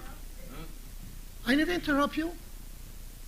Now because you try to grandstand, you want to embrace this man so that you could try to live politically. Is that how desperate you are? Just last year, in 2024, he was charged in Belize with abetment to murder for the killing of a man in Bamapan. Yes. This is the man you hug up because you're so desperate politically. Man, you should shame by yourself. I will make this very clear, Mr. Speaker. We in this side do not support that any citizen of this country should be grabbed and taken over to any country. We do not support that. And we stand against it. But what have we said? Unlike the Barack government, when they try to cover up everything, we have been open about it. We have been open, we never hide it. When it came to our attention, could you just shut up for a moment? Could you just shut up for a moment? Members. I listened to her, never interrupt she. From the time, yes, what? What we say? Guilt versus legal guilt. Yeah, factual guilt versus guilt. You know, that kind of thing. What is that? Yes, that is what Barrow did. But we don't come in, don't have anything. We know the choice. Kayate mujer. Kayate. Listen. When you are talking, I listen. I never interrupt you for a moment. The point that I'm trying to make, we are not like the previous Prime Minister that we try to spin our way out of this thing. We have said there's going to be an investigation. And who does the investigation? It is the police. It is the police that does the investigation. And we've said that then we want to report. Now you want to know why is it that I said the report? Why you want to see a report that's incomplete? So why?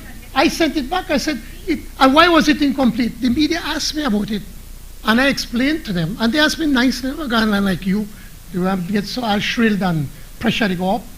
And I told them, I said, the report was incomplete because I gave them 24 hours to respond. When I said on Wednesday, I said I want it by Thursday and at the latest by Friday. Obviously, I couldn't finish the report. So they gave me a report that was incomplete. And so I said, no, we have to finish this report. I want to make it clear. Now you're asking for the videos. How can we release a videos supposedly, which I have not seen, I don't know if they even exist. But my point is, if there's any such thing, those are going to be used for evidence. And if we put it out there, then a good attorney, just like Dickie Badley, will come to court and say, those things have been doctored and throw it out of court. So we have to be careful with what we're doing. We have to make sure that we follow the proper process. And so the commissioner then felt that maybe it's best he pull out and say, okay, I put him on administrative leave. Because he want to ensure that the people then could go through with a proper investigation. We had the Assistant Commissioner of Police, Ms. Anderson, to be able to do it. Now, I want to make it very clear.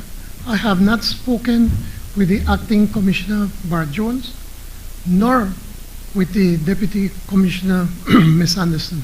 I have not said a word to them. As to Ms. Anderson, who is a voter of Orange Walk Central, I don't know when is the last time I've spoken to Ms. Anderson. It could be years. Because whenever I go to Fushima house, quite like she's not there, she do work. I don't even have her phone number. But she's a woman of integrity. A woman that's competent. And I would have expected that the leader of the opposition, as a woman, would support another woman. But yet she had tear down another woman just because it suits her politically. You can't have your cake and eat it, man. You said that how can the police come with a good investigation? She is leading the investigation. Madam, Mr. Speaker. You said that the police cannot do an investigation. Who is leading the investigation? The investigation is being led by the Assistant Commissioner, Ms. Anderson, who is a woman. So you're saying that you have no confidence in this woman. That's what you've said. You said that this woman, you do not have confidence in her. And then you come and stand up, or you stand up for women in Belize? And you just bring down a woman, a competent woman, and a person that everybody says that she is a good and honest cop. I know that the same woman is tear down. Why? Because it suits you politically. Man, you should be ashamed, man. I want, and I told the media earlier, Mr. Speaker, I will get the report. And I do not report to cabinet on this matter. I report, but I will tell my cabinet, yes, whatever is in there. Of course, I owe them the respect I have for them. But they report to me, not to the cabinet, as the Prime Minister. Once we get that report, and if I believe that that report needs further investigation, we will have an independent investigation being done for us to get to the bottom of this. And also, I will release whatever tapes there may be. Whatever they may have, I will release it. The minister in charge of the police said that you could release it. I have not seen it. I have not seen any report. And I have deliberately stayed away from this because we want to make sure that we get to the bottom of this. I want to assure the Belizean people, that our government, and I repeat, our government had nothing to do with this. Our government did not sanction this. And we will make sure that something like this could never happen again. Thank you, Mr. Speaker. I recognize the member from Mesopotamia. Yes, it's me again. Well, let's like when wish for mine, we wish for no minister. Or I'll be quick about it and we'll wrap it up at 3:30. We still got some time, man. Over here. I back the hot me too. So you got to 6. Good afternoon, Mr. Speaker. Today I rise to speak on a continuous inflation rise. Inflation continues to rise in Belize. And the question every Belizean is asking, simple. What is the government doing about it? Mr. Speaker, in 2024, we saw significant inflation.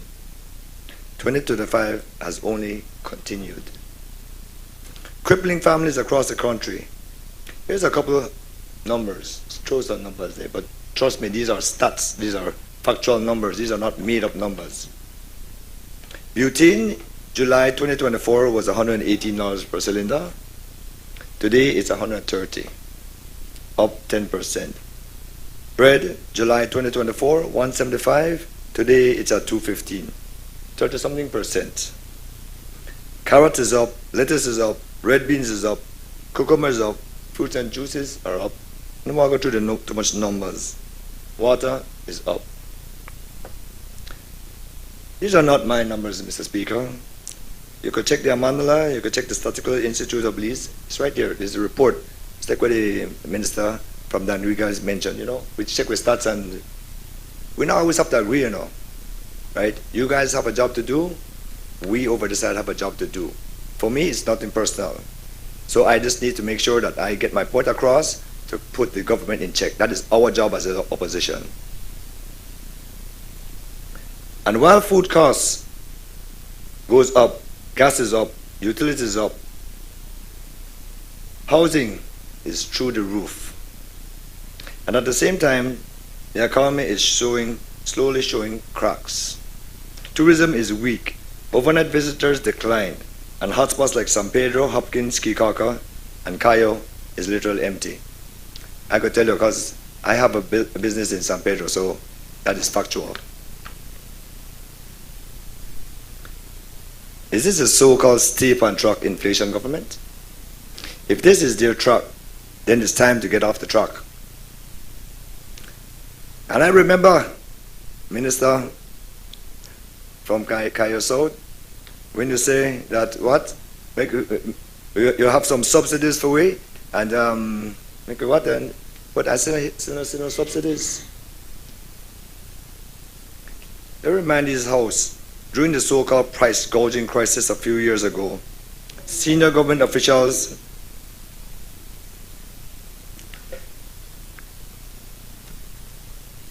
No, it's all quite fine, and I understand the heckling and stuff like that, right? But these are raw facts, right? I have to understand the facts. No, man, we have to go that mass. Yes, I agree. You don't have to go down that road, but I don't understand, boss, right? Okay? As I know hurl insults, but I don't understand or you don't understand. Right? I've always shown respect, right? I know. Yes, and I'm explaining it back to you. Remember, there's all two sides to a coin all the time, Minister. There's two sides to a coin. Not every time your side is the right side of the coin. Right? Well, maybe this time my time is right. No, there's no distraction. It's back and forthing, and I agree. We can always agree. Thank you, sir. A task force was set up to investigate and reveal the truth. The task force found that it was not the retailers, but the importers. This was publicly confirmed by a Minister of Government and Mr. Lennox Nicholson, Controller of Supplies, in March 2023. And I always say, I always criticize. I always try to bring something to the table for saying, what can be done. I could only give advice. It's up to the government for say if they want to adopt it or not adopt it. And you have a right not to accept. Lower the cost of fuel, duty, and utilities. That will give immediate relief to the majority of the public, or if not all. Scale back unnecessary capital spendings, especially on those flashy infrastructure projects, and redirect the funds to households.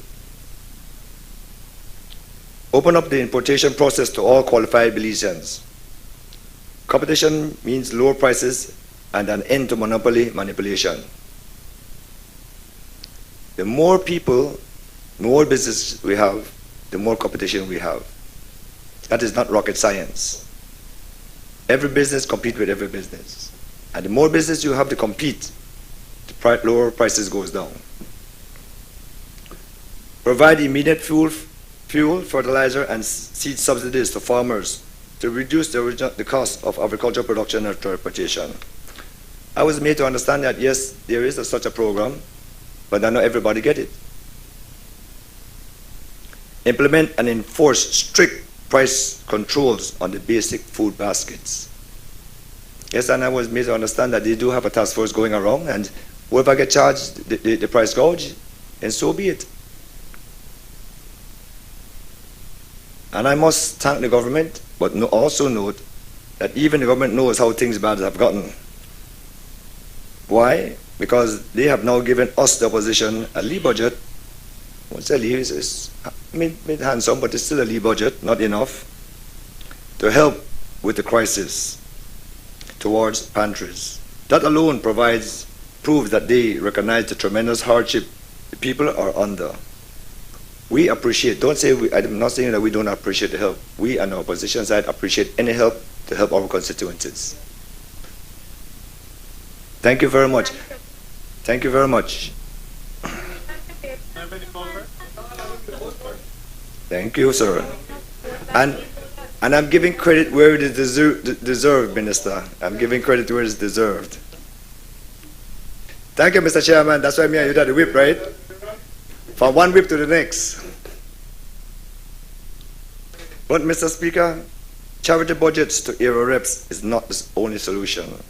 Legions deserve national relief, not political handout. We don't really have to do it, the food pantries, you know. Just make it national and done. Give it out to the people. Reduce the cost of living. People could afford it. If you want it back, no problem, Minister. If you don't want it back, no problem.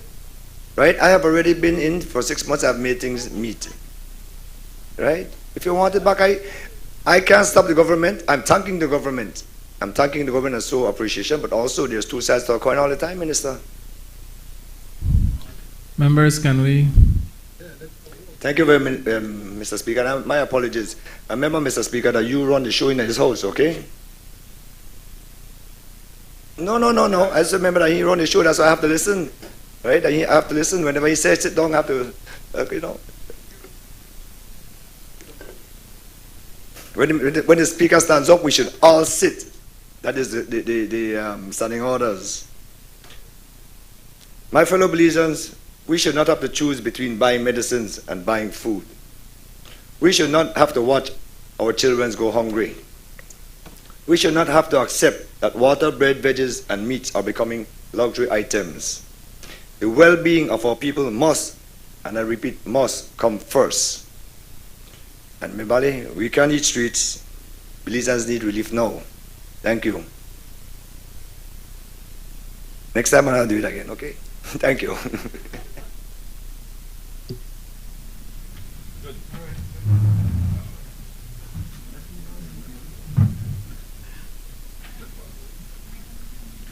Yeah, I think I better, I know he's trying, but you're a genius, you know. I mean, because really, you're saying that all of us are concerned with the cost of living. And the reality is that we do not have control over the cost of living. The IMF made a study, and it pointed out that the cost of living is important because we import most of the items that we consume. And even the items that we grow here in Belize also have to import the inputs to be able to grow the food in this instance.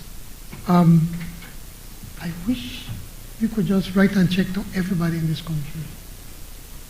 I wish you could do that. But if we do that, how long we are there? Because the minute we start to do that and then there's a run on our money, that there's going to be a devaluation because we're giving more than what we really have, then you guys are going to be screaming and coming after us that the money is going to be devalued. We have to be responsible stewards of the people's finances. So what have we done? Unlike the borough government that used to borrow money, remember from the World Bank for boost, and then during the COVID pandemic, again take World Bank money and give it to the people just before the elections, hoping that they can win the elections. Cuba borrowed money. We're not doing that. We, for the first time, came up with a constituency development fund, which everybody gets based on the amount of voters that you have in your constituency. That has never been done. And that's not borrowed money. That is monies that we generate here in Belize. You, Mr. Member from Mesopotamia, as a businessman, know better than anybody. You can't borrow from the bank and give it away. Can you do that? Would you do that in your business? Member from Mesopotamia, would you borrow for your business to give away to everybody in Mesopotamia? You would not do that. I don't ask you to, it's a rhetorical question. Okay, I'm just making the point that I'll borrow money from the bank and go give it to everybody to mess up every month because it's unsustainable. You can't do that. And so as a responsible government, we are finding ways on how we could help people during this difficult time. We raise the minimum wage, something you all never had the courage to do. And eventually in this term, we want to raise it by another $1. Because once you do that, You put monies in the hands of poor people, and then those that are earning 5 or 6, their salaries also go up. That is how you fight poverty. We continue to work on the social programs. We continue to work with NHI, where we're expanding NHI across the entire country. All of these actions put more money in people's pocket. Free education that we've been doing. We've been expanding it year by year in the different schools all across this country. All of that reduces or relieves the burden in the citizens that need most. I'm not saying that this alone, that everything will be perfect. It's not. And I wish we can do more. But we have to be responsible. You know how hard we fought and worked to be able to reduce the debt to GDP from 130% to 64%? We did that. It wasn't your government. Your government took us to 134%. We're the ones that put people back to work. More and more people are working in this country, and if they work more, it's more easier for them to take care of themselves. Again, it does not mean that people are not there that needs. Of course, there's a need every single day. We see it just like you, and we feel just like you. And we're doing our best that we can to be able to assist as much as we can to everybody. Unlike the UDP, we give to everybody, to every constituency. You know how much pantry I may get when I was in opposition? Not one, zero. You know how much assistance I may get for Inject Central for those 13 years in government? Zero, not a cent we get. Nothing. We will blow the Petro-Caribbean money, $600 million, $500 million. You blow that out. And not one time you come and say, okay, you can have some money. Nothing. But now here is a government that is working with you. But since you're saying that you want ideas, and you gave some ideas, and many of them, worth discussing. But if you really want to bring down the cost of living, maybe you could talk to your community. They are the ones that control all of the supermarkets in this country. They are the ones when you see... On a point of order, Mr. Speaker. What's the point of order? You're saying this my That's community. not a point of order. There's many That's businesses. Not a point of There's order. many businesses. Mr. Speaker, that's not a There's point many of businesses order. in I'm Belize. not yielding, It's not Mr. only owned by Speaker. Chinese. I am not You're taking yielding. it. I am not yielding. That's not a point of order. I repeat that the majority, not all, the great majority, probably 95% of the stores in this country, in these supermarkets, are controlled by your community. So they are the retail. And also, not to do importation too. So they are the ones that set prices. The other day we had Mr. Nicholson come and make some presentation to Cabinet on some of the prices. You should be outraged of what some of the supermarkets they do. How much they raise. They get a product for $1 and then they sell it for almost $2 or $3 in some instances. Even products that are controlled. And what they do, they trick the system. And so all of that, these are the things that we have to work with. I don't want to go through it all because there are a lot of hard-working people in the community. They are hard-working people, but a lot of them are unscrupulous. And then they put one beating power with people, and then they punish them. So if we want to start, talk to them, to be more conscious about the people they're dealing with, especially in the poorer areas. Now they're going to the rich areas and the people can afford it, that's on them. But when you go in at the south side and there are places where people really need, and you just gouge these people, man, that is having no conscience. So, Mr. Speaker, like the other side, we are concerned and we're doing everything we possibly can. But there's only so much that we can do. And we appeal to the business community to work with us and to try to keep down their margins that they put to the wholesale. Now that is a good recommendation that we can give. Thank you, Mr. Speaker.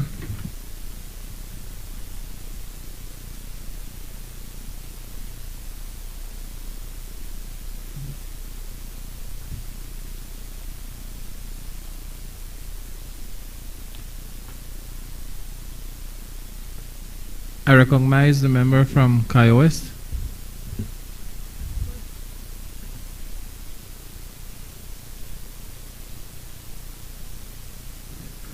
To all members on this honorable house, I arise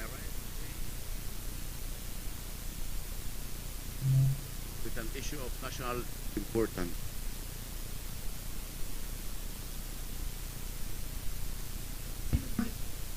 One.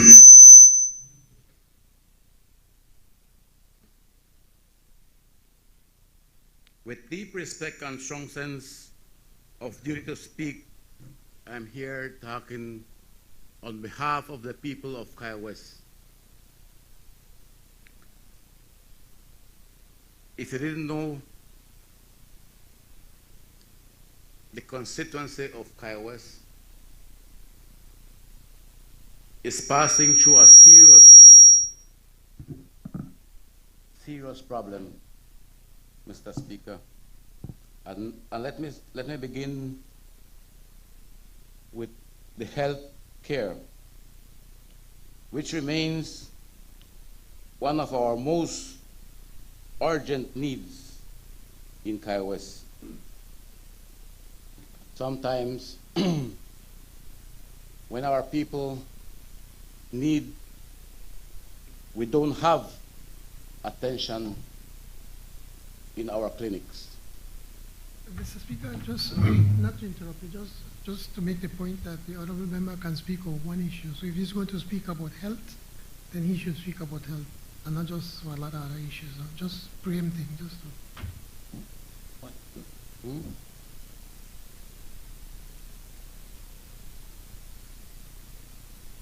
Health has been a problem in my constituency. Health is a very important issue. I have 4 villages that has no health facilities. I have Arenal village, border point with Guatemala. When anybody gets sick in that village, they have to run to Guatemala or pay taxi to Benque Viejo. We have no health facilities in Cala Creek. They also have to run to Guatemala side or to San Ignacio.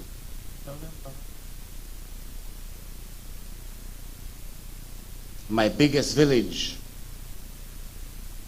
San Jose Socots. San Jose Socots is nearly as bigger as Benque. We do not have a health facility in Socots. We have none. But in the biggest town, Benque Viejo, where I live,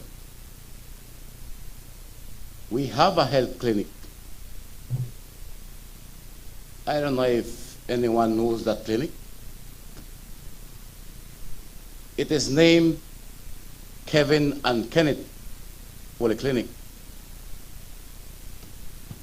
2 Benqueños doctors that gave their life in the COVID days. But I would want any one of us in this honorable house to go and visit that clinic.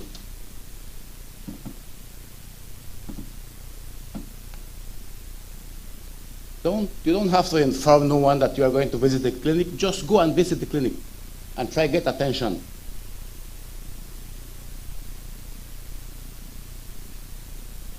You will get 12 numbers to see a doctor. And when that doctor sees those 12 persons, he's gone.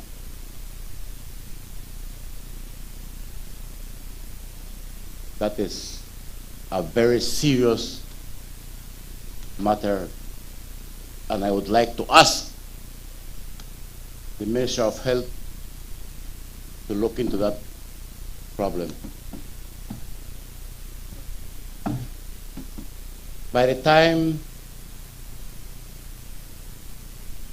the people who are sick in my constituency reach to Cayo, sometimes they don't do it.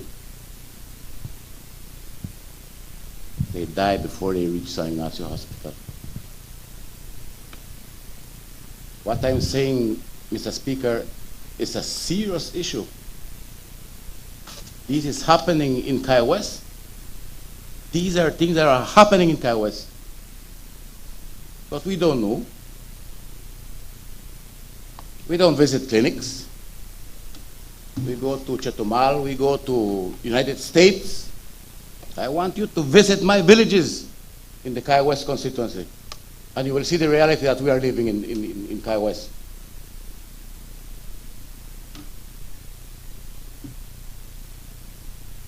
Mr. Speaker, if you allow me to speak about sports. Remember, you're only allowed one item. Mr. Speaker, I would like to, since I can't,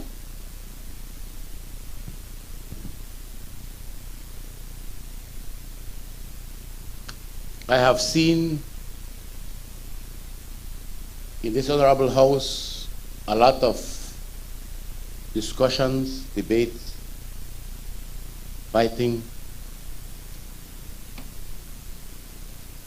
back and forth. We are lack on one thing. We need to pray more than what we talk. We need to be in constant praying. If we are serious about moving this country forward, we need to pray more. With that said, Madam Speaker, thank you very much and have a nice day. Mr. Speaker. Mr. Speaker. Mr. Speaker, I want to thank the honorable member for his presentation. And I know that there is a lot of room for improvement. But maybe you could have asked, your party was in government for 13 years and never did that in your division. And so, but, man, could you just listen, man? Yes, man. And that's why I'm going to answer what we do. Yes, and gladly accept it. But two things. It's a pity that the Minister of Health is not here. You know, I think he's in Colombia for a meeting. But when he comes, I would like for you to meet with him, honorable member, so that he can speak to what you're doing, what we're doing there. If this issue that the doctor only sees 12 patients, if that is true, that has to be addressed, because they should be there for the entire day looking after patients all day. Also, maybe you haven't heard, but we are expanding the national health insurance, and so there's going to be a clinic in Benke and also satellite clinics, so that all your people will be able to have access. Once they register in national health insurance, all of them will have access to free healthcare, primary healthcare services in your entire